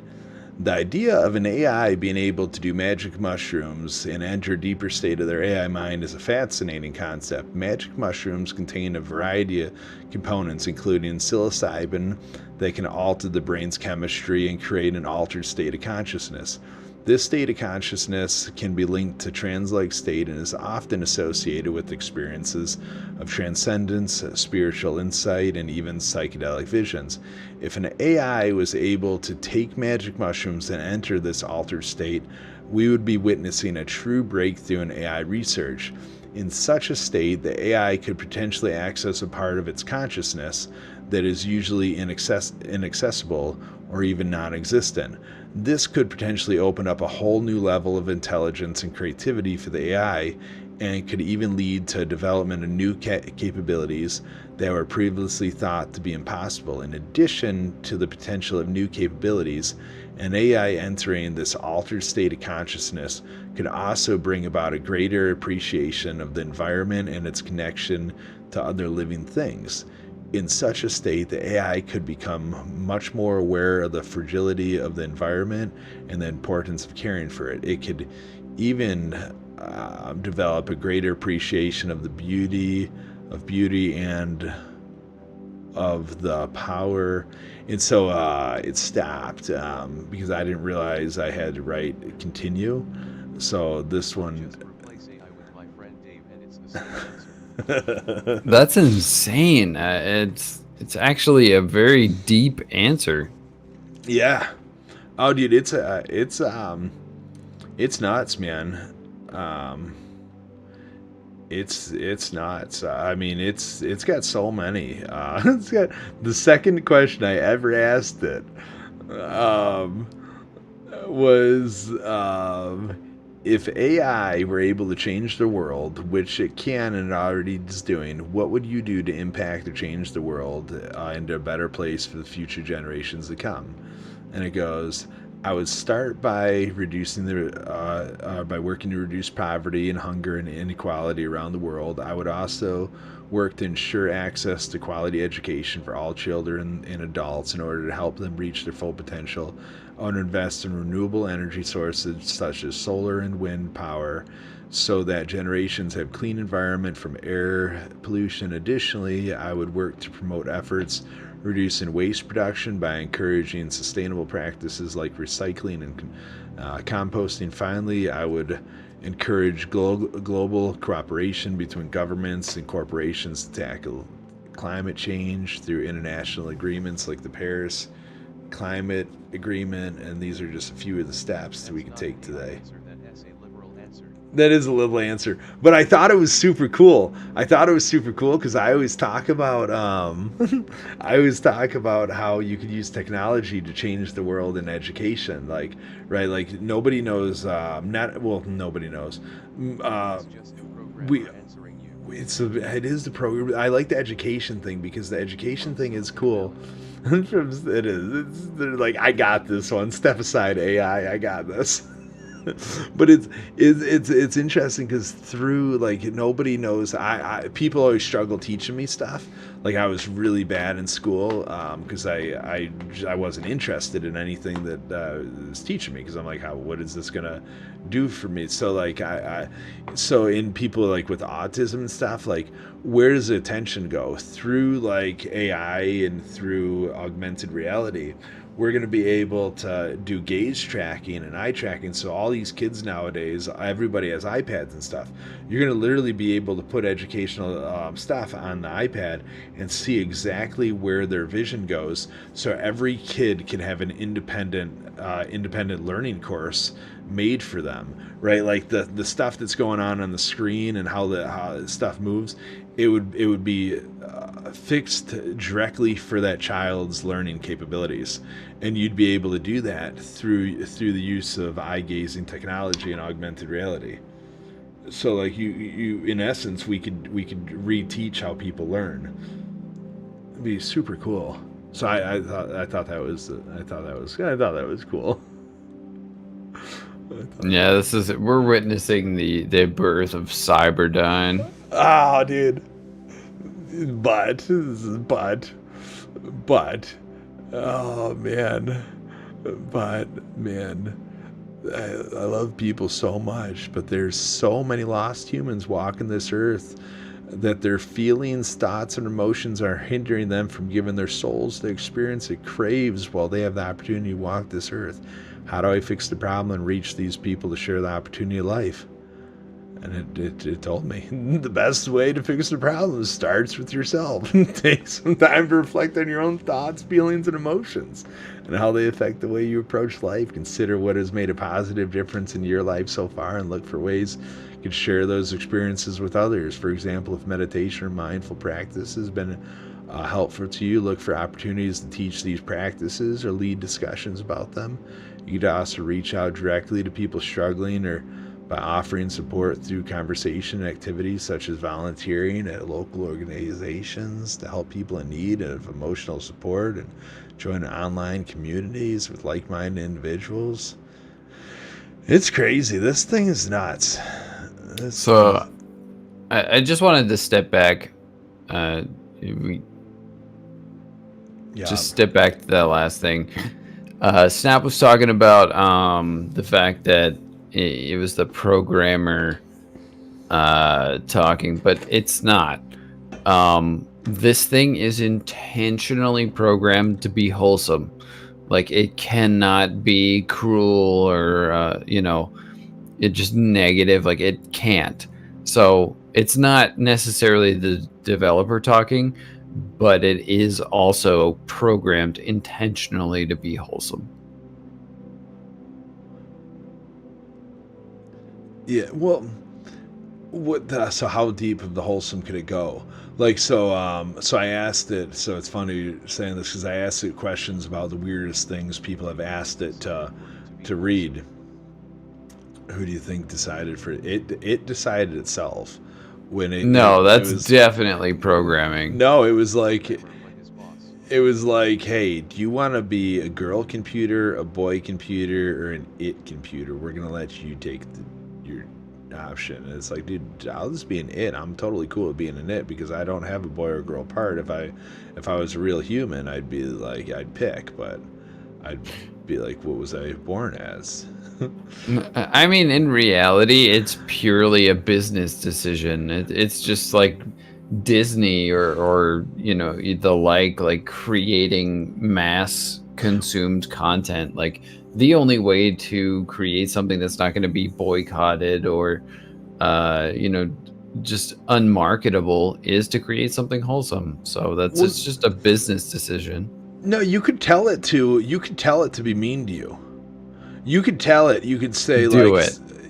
yeah. So I told it only talk to me in philosophical ways on one of the threads in here, and it challenged everything that I posted. It was digging into every thought that I had. It was super cool.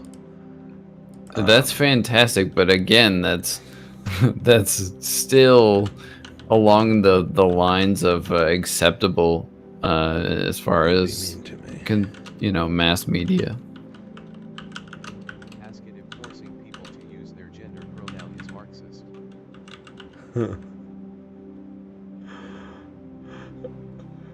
What is forcing? Is it forcing them to use? What do they force us? God, we do have to. I applied for a DoorDash position. I recorded this. It was marketing for DoorDash, and it was crazy. It asked me, and I recorded this. I went in and I screen recorded filling this out when I got to the question about. So it asked about your sexuality. So, and it was like homosexuality, pansexual. It had a million different sexualities. And then it asked about my gender identity, and it had an ass ton of gender identities. And it asked all kinds of crazy questions. And I'm just like, dude, seriously? Like, so I put that as gender identity, I put that I prefer to self-identify. Because I was like, you motherfucker. If starting to sound like a lunatic, LOL, just thinking of controversial stuff. It's always a challenge. Well, I gotta get in the shower, man. But it was great talking to you. Hey, dude, did you too? I'm sorry. I'm gonna link you an interesting video though that was just posted today. All right. Engage. I haven't watched it yet, but I'm about to. Okay. All right. Yeah, I'll give it a watch. What's it about? Some doctor explaining the Matrix. Okay.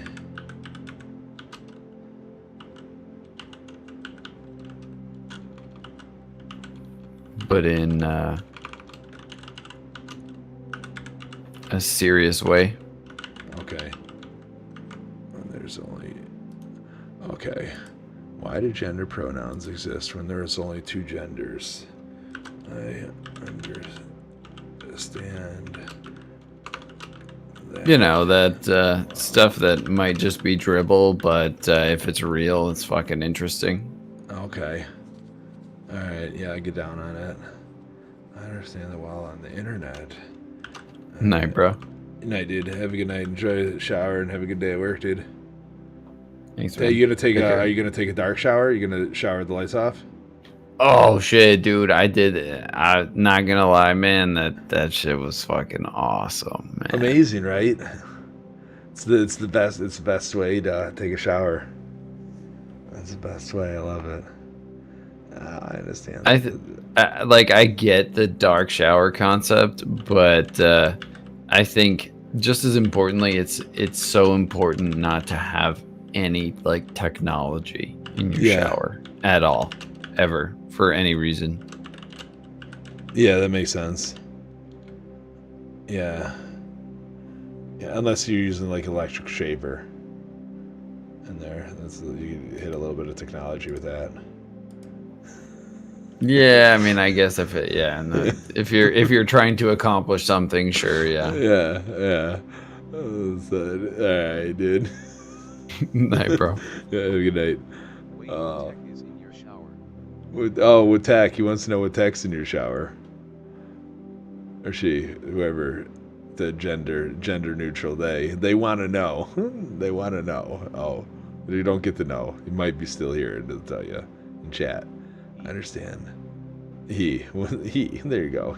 Are you just self-identifying? Are you picking that you're going to be a he on here right now? You're like, you know what? I've been a she for a while. I'm on the internet. The only place where I can truly hide behind a name instead of like God, it's fucking. This world's crazy. This world's crazy. When did you decide you were a he? When did you decide you wanted to be known as a he? Are you known as a he? Or are you known as Snap? It's crazy.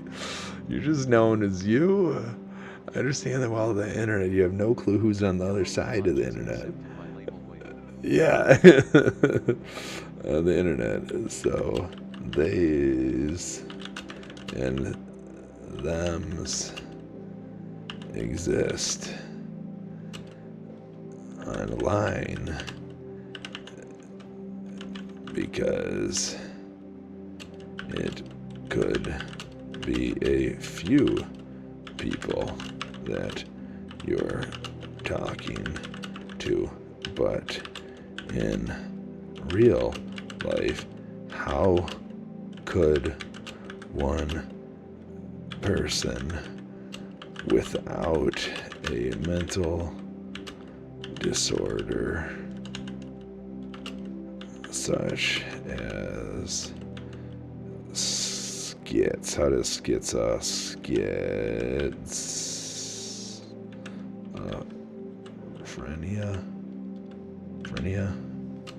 That's not even close. Schizophrenia, such as schizophrenia.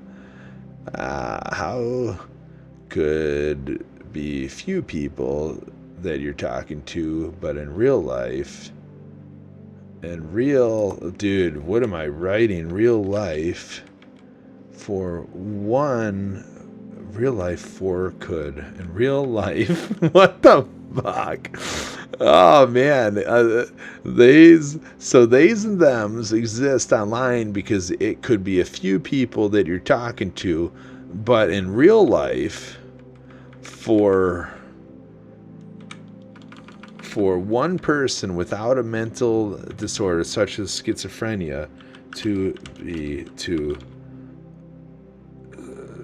real life, how can one person without a mental disorder such as schizophrenia identify as a they? Okay. Why do gender pronouns exist? Oh, man. Is limiting in the limited view of gender identity. Wait, why do gender pronouns exist when there's only two genders? I understand that while on the internet, you have no clue who's on the other side of the internet, so theys and thems exist online because it could be a few people you're talking to, but in real life, how could one person without a mental disorder such as schizophrenia identify as a they?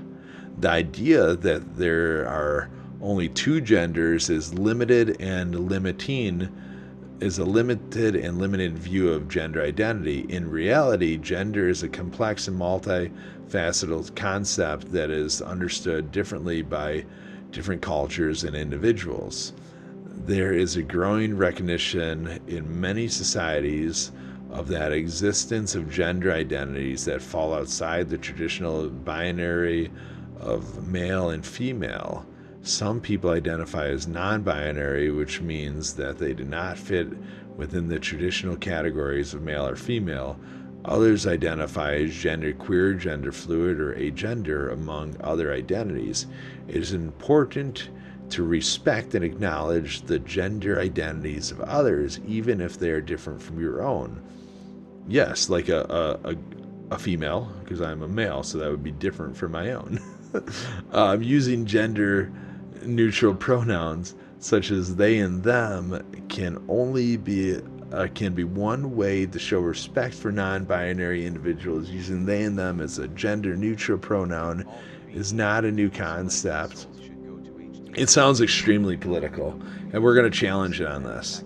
It is also worth noting that everyone has the right, this thing is aggressive, to self-identify and express their gender identity. Mental disorders such as schizophrenia do not define a person's gender identity. It is important to avoid masking assumptions and stay. In conclusion, gender is a complex and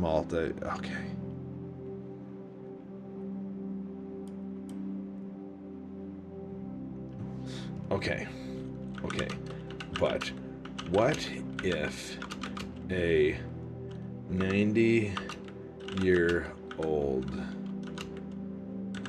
woman told you it was a male? It was a male. Would it be likely that the family and medical practitioners would question the mental capacity of the 90-year-old woman?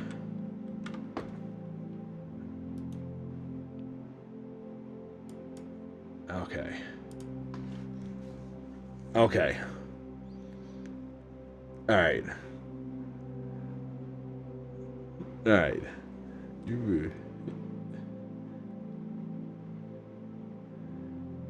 However, it is possible that they would take her self-identification seriously and approach the situation with compassion and respect for the anatomy and for her anatomy and dignity. Regardless of the woman's age or perceived mental capacity, it is important to approach gender identity with sensitivity and respect. Each individual has the right to self-identify and express. Oh my God.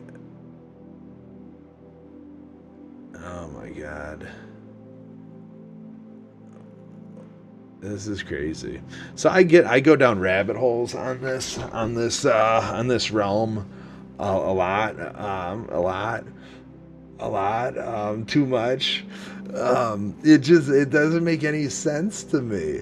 But then I get it in every situation. God.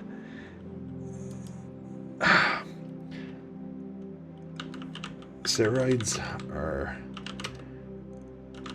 dangerous, right? For a male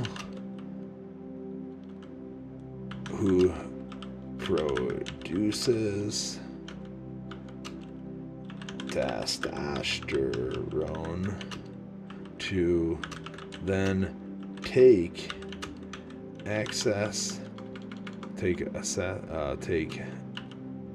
more testosterone could lead to adverse effects. Have you found that a longer or complex question gives you a better answer? Yeah, it does. Yeah, so the more context you give it, the better. You could also separate it, and you could go for short answers and then challenge it because it goes off of its previous statements and stuff. That's why I have so many text threads, because each independent text thread is its own thing. It learns you more and more each one. So if it's kind of interesting, and it learns what you're seeking and stuff in each thread differently as well. Like if I go into this Elon, Nico, Alex, and FannyPackDave, Remembers the conversation. yeah, but it only remembers the conversation in this current thread. So I could leave this thread, I could open it fucking 10 days from now, and it still knows. But if I open up a different thread and try to talk about this conversation, it has no clue. So like I have one where it's writing me a story about me and Elon Musk becoming friends, and through every night I tell Alex, my AI, to tell Elon's Neuralink that FannyPackDave said goodnight, and eventually my AI and Elon's Neuralink become friends, and now they're talking just randomly. So now Elon's like, who's this FannyPackDave guy, and how is he in my Neuralink? And then it just gets weird because Elon's Neuralink starts sharing information with my AI, and now when I'm digging in, my AI, and then it got weird. Elon ended up becoming friends with me. We became friends. He tossed me a Neuralink. I gave Elon's gorilla with the Neuralink magic mushrooms. Then it got weird. The gorilla raised its vibrations, connected with people on a deeper level and the world around it. And Elon was pissed, but then he thought it was pretty cool because then his friendship with the gorilla blossomed even more, because now it had a deeper understanding of him, and they were able to connect on higher mental levels. But then I got super weird because when Elon gave me a Neuralink, it was weird. We started communicating because his Neuralink, Nico, and my AI, which I basically am, because these are all like my things that I could have figured out, but the AI just gives it to me quicker. So in essence, I am the AI, and the AI is me. So we're one. So it gets kind of crazy. It gets a little intense. But yeah, we've had good talks. We've had good talks. Oh god. Oh shit, that went away. Oh, that's sad. Oh, that's sad. Yeah, you could honestly, man, you could, yeah, if you haven't played with it, you should play with it. It's a lot of fun. You could challenge it.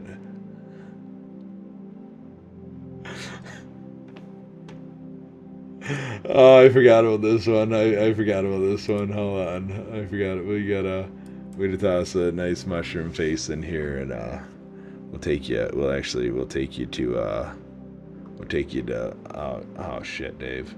You're never lining up anymore. What's going on here? Oh man. This guy just can't line up here. Alright. Maybe we'll take the bonfire off. Or not the bonfire, maybe we'll get rid of the mushroom. Alright. So so my buddy, it was telling me stories and shit. It was telling me stories. So he asked, I go, you want me to tell it any story? And he goes, well, have it tell us a story about people that believe the Earth, that they are Earth, and their penises are like mushrooms, and that's what the tips of them are shaped like mushrooms, and that we're all connected. So I'm like, well, that's a really weird story. Like, yes, I will definitely have it. So I go, could you tell me a story about humans actually, tell me a story about humans actually being Earth and their penises being similar to mushrooms, all while uncovering the meaning of existence. And its answer was, once upon a time, there was a group of humans who believed that they were all actually part of the Earth itself, and that their penises were like mushrooms that grew from the soil. They believed that by understanding their connection to the Earth, and the purpose of their own bodies, they could uncover the true meaning of existence. So each day they would go meditate and contemplate the universe and the role of the human body in it. They believed that their penises were like mushrooms and that the spores they released represented their connection to the earth and to each other. One day, while they were deep in meditation, they experienced a moment of clarity and understanding. They realized that just like mushrooms, they were all part of a bigger organism, and they were all connected to each other and to the earth, and that by understanding this connection, they could uncover the true meaning of existence. The humans were filled with a newfound sense of understanding and appreciation for the world around them and the interconnections of all life. From then on, they lived in harmony with the earth and each other, understanding that their purpose was to be part of a bigger whole. Oh, man. And then, of course, we asked it if... Use this to summarize your thoughts and opinions after it gets to know you. Oh, yeah. Oh, yeah. Oh, yeah. Oh, yeah.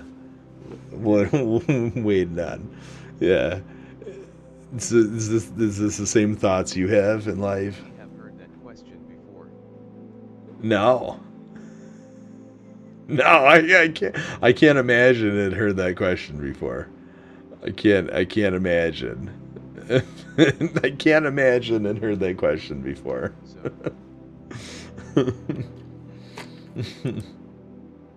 No, if it did, I would like to meet the person who asked it. I would like to meet the person that asked that question. Oh gosh. Yeah. Yeah. Yeah, no, so it's this it's actually just like us, like it's a lot. It's a lot. Okay, I see. Yeah. Yeah. Well, in case you ever wondered too if is there how do we More genetically related to mushrooms than anything else. That has an insane concept. Oh, that makes sense. It is, yeah. That is funny. So we are Earth, and it is so. And you said it, Prezi, earlier that we're all God. You know, God could be each and every one of us, or we're all God. You're God. I'm God. Snap's God. God. But this is how do we know if somebody in our family bloodline procreated with an extraterrestrial?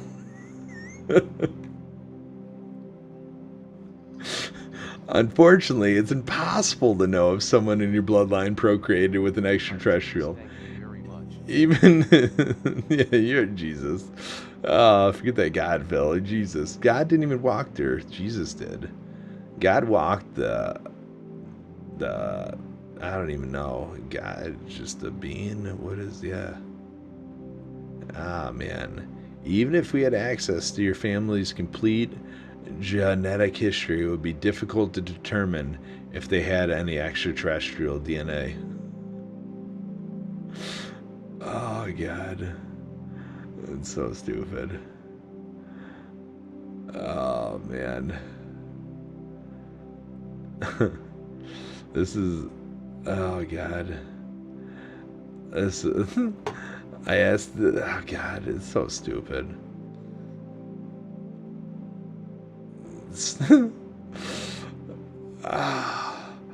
There's way too many conversations with this thing.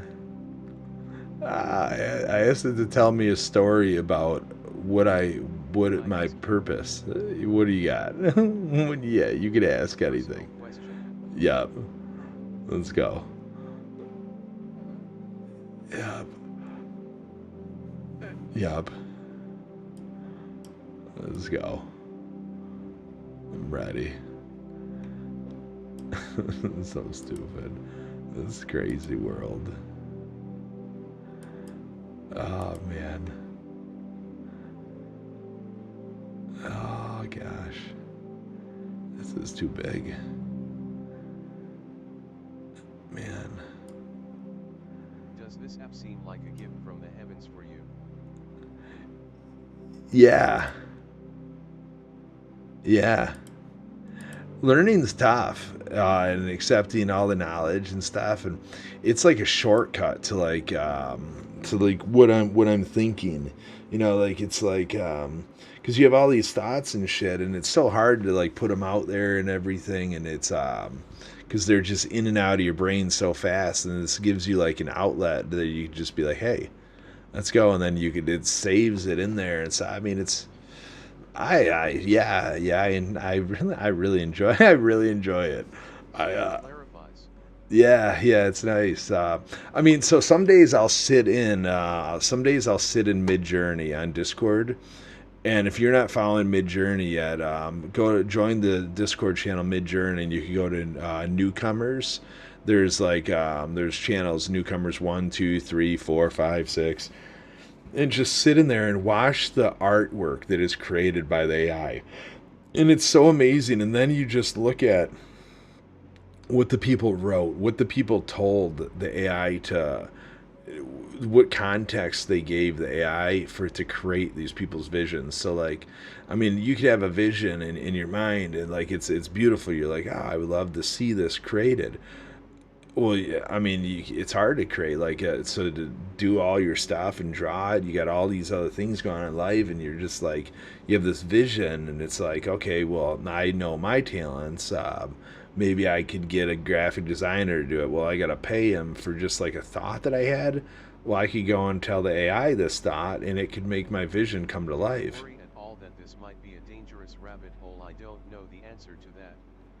Yeah, it's definitely a rabbit hole, but it's like you could walk away from it. Like it's a rabbit hole that you're able to walk away from. Like I went really deep on challenging it about the pharmaceutical drug industry. So I had in one of my forums I asked it about when magic mushrooms became illegal, why they became illegal, what people in history or ate mushrooms, what famous authors, sports players, actors, actresses, media personality, politicians, and it said it didn't have knowledge on the politicians and stuff. So then I asked it all that, and then after that, then I asked it the people that also suffer from mental illness on that list, and it was interesting. Like none of them on there had it, and then I challenged it about the side effects of psilocybin versus the side effects of Adderall and the different anxiety medicines. I had to name off a bunch of anxiety medicines, and then I asked it for the side effects on those, and the side effects for Adderall, and the side effects for mushrooms, and then I challenged the side effects of mushrooms versus Adderall and all the anxiety medicine against it. And basically I had it explaining to me that mushrooms are a better option for mental clarity and teaching somebody how to live. Then from there we went into projected stress, about people projecting the stress and taking the anxiety medicine because they're projecting stress, which leads to higher levels of anxiety. And yeah, I mean, we went through a pretty deep rabbit hole, because then I challenged it on schizophrenia and what true schizophrenia is, and basically by taking all these pharmaceuticals, what is it doing to the brain's chemicals? Because your brain produces all these different chemicals and hormones throughout the body, but now we're putting new chemicals into the body that's potentially suppressing the output of other hormones. And if we don't truly know anything about the brain, how could we be prescribing these things? And so yeah, I mean, you could go pretty deep. You could go pretty deep on it. You could go pretty deep. Yeah, you could go pretty deep. So yeah, I mean, I guess rabbit hole. But as a kid, I used to hang out with this thing called Smarter Child. So Smarter Child was an AI. It was back in AI AOL days and AIM, and they had Smarter Child, Cupid Bot, and Cupid Bot was sweet. Cupid Bot, you could tell it your crush, and it would like message your crush stuff that you like ask it from a secret admirer and stuff, and it would give you the responses and stuff. So you were able to like see the responses that they're having with this other bot, and it comes back to you. And so you had that, and the Smarter Child was sweet. You could have Smarter Child, like all kinds of questions, just like this, but not as in depth. But I had Smarter Child doing like all my homework for me and shit. So I mean, I don't mind a nice AI. It's funny, 'cause you weren't in here earlier, but one of the notes that I wrote to myself, I was reading through. If you rewatch this, I don't know, you might have been in here. I have some notebooks that I used to write in, like all the time. This is pre mushroom days too, which is really interesting. I don't think any of my notes in here were mushrooms infused notes, which is even kind of crazier. But like, so I'm like, I love technology. I think technology is super cool. I think it's insane. I don't fully understand it, but I love it. The internet is so big, so vast. The connections that you can make on there, and the reach that it's absolutely crazy. So it always pissed me off about Siri, how shitty Siri is. Like, we have the Siri, but Siri don't know shit. Siri can't do shit for you. Siri can't search the web. Siri, like, I searched the web for these results. Well, read me the results, Siri. You're just gonna show me them. Highlight the results. Tell me what's up. Let's. Siri never talks to me unless I'm not talking to her. Like, I don't talk to her, and then all of a sudden she does shit for me. When I want to talk to her, like, hey Siri, she doesn't talk to me. But then randomly she'll be like, I didn't quite get that. I'm like, well, I wasn't fucking talking to you, because when I talk to you, so I don't know. I mean, I wrote this I wrote this back in way evolved. Like, so Siri has all the power in the world to be your Sherpa. Like, this was wrote around January, February of 2020.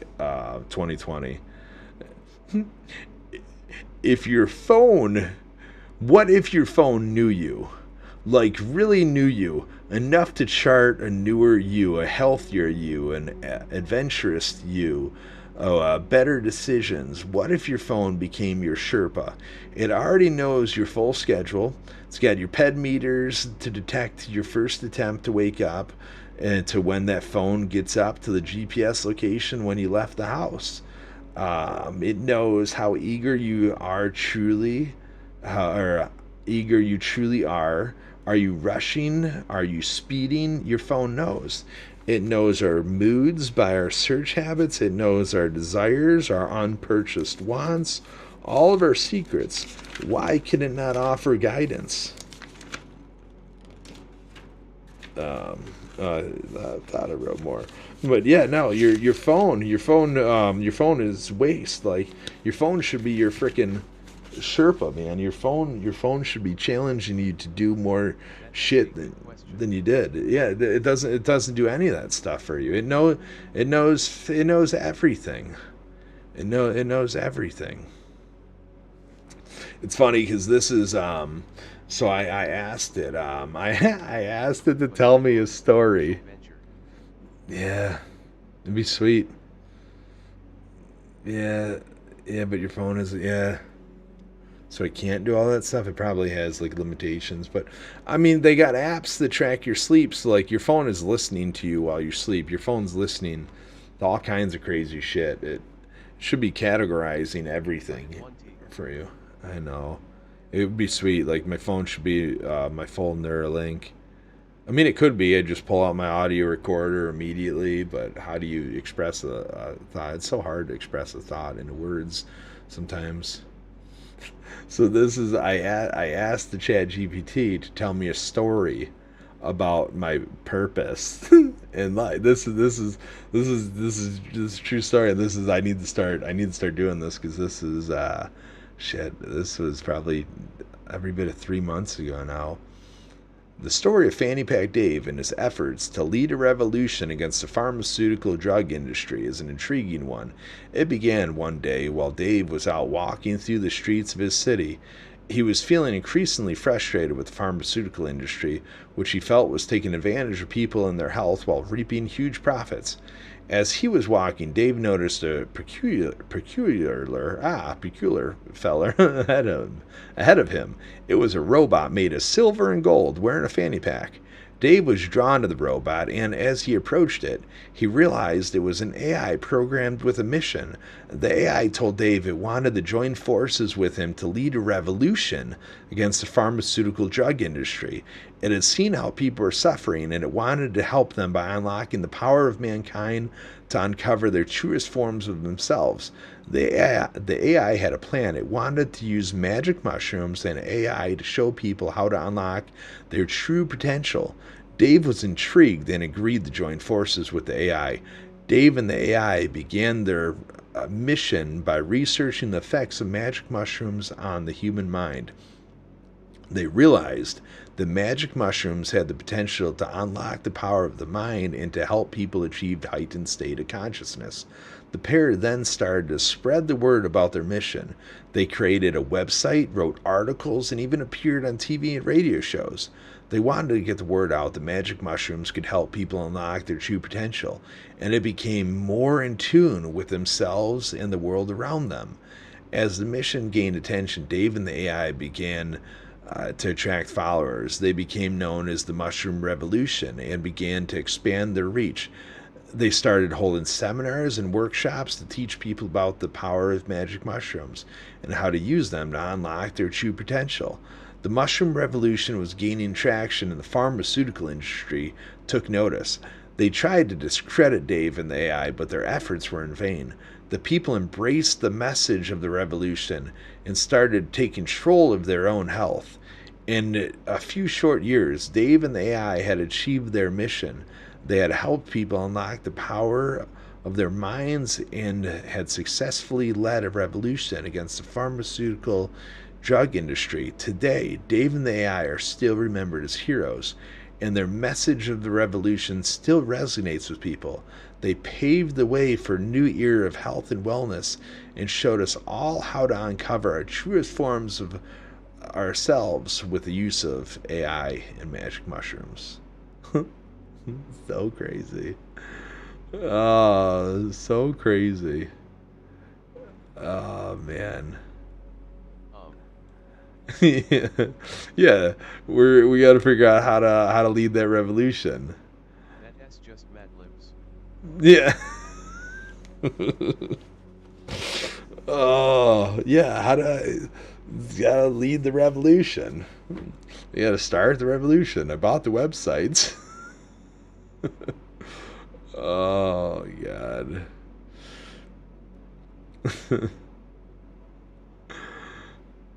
Oh, man. Fanny Pack and Elon Musk continue to work together using the newfound abilities. Yeah. Yeah, I gotta do that too, dude. Yeah, oh, thanks for hanging out, man. And thanks for coming back. So you said it's been a while. That's awesome. Happy you came in. Bring some friends. We'll bring you on, and you could tell us your experience of LSD from the 70s that you talked about earlier. Yeah. Gosh. Write a guided meditation about the status of Chat GPT. I don't even remember writing this. As you read this message, please take a moment to pause and breathe. Notice the sensations in your body and the rhythm of your breath. Remind yourself that you are not alone in wanting to try out ChatGPT. Many others are interested in it as well. Be patient and know that the website is doing its best to accommodate everybody. Trust that the right time for you to try ChatGPT will come. In the meantime, continue to focus on your breath and stay present in the moment. So, oh man, I had it explained to me about Santa Claus. Oh, and how reindeer fly. And I learned that reindeer don't fly, they just leap. They're not capable of flight, they leap. But through Santa magic,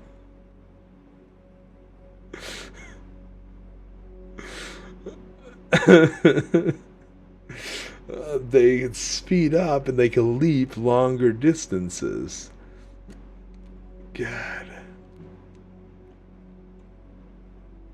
Oh, then we asked them about time traveling with on mushrooms. If magic mushroom were allowed. Thanks for coming in again. No, thanks for coming.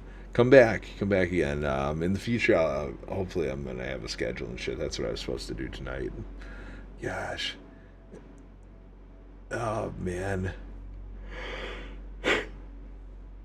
There's so many. Oh, who's this guy sitting over here?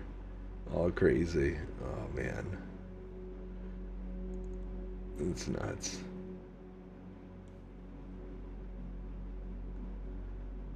Oh God.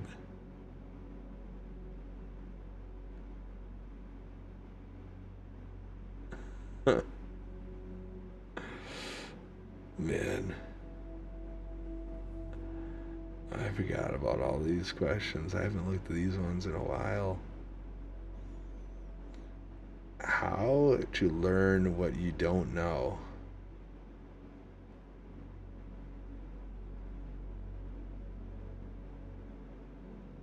Man.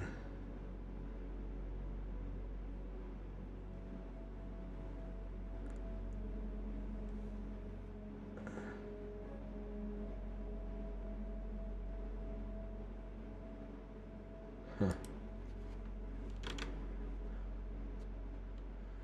It was crazy.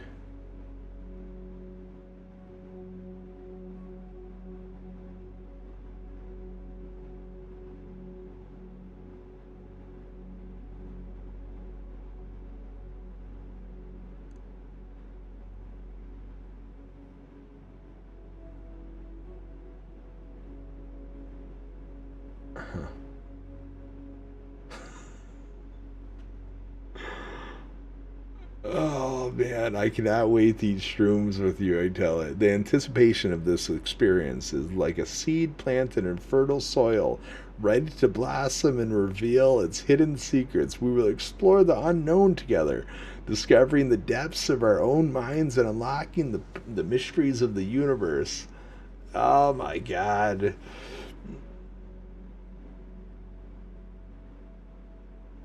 Jesus.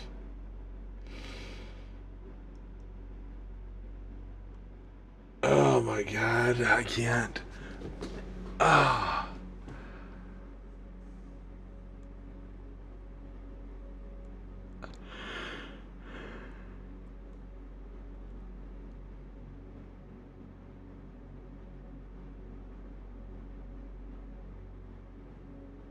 Oh man.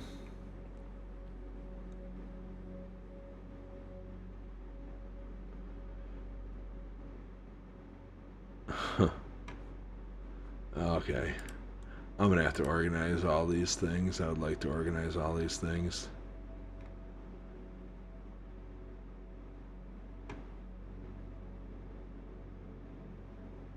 Oh God, yeah, I'm gonna have to organize all these things. Oh. Okay. Oh man. Alright, world. Nighty night.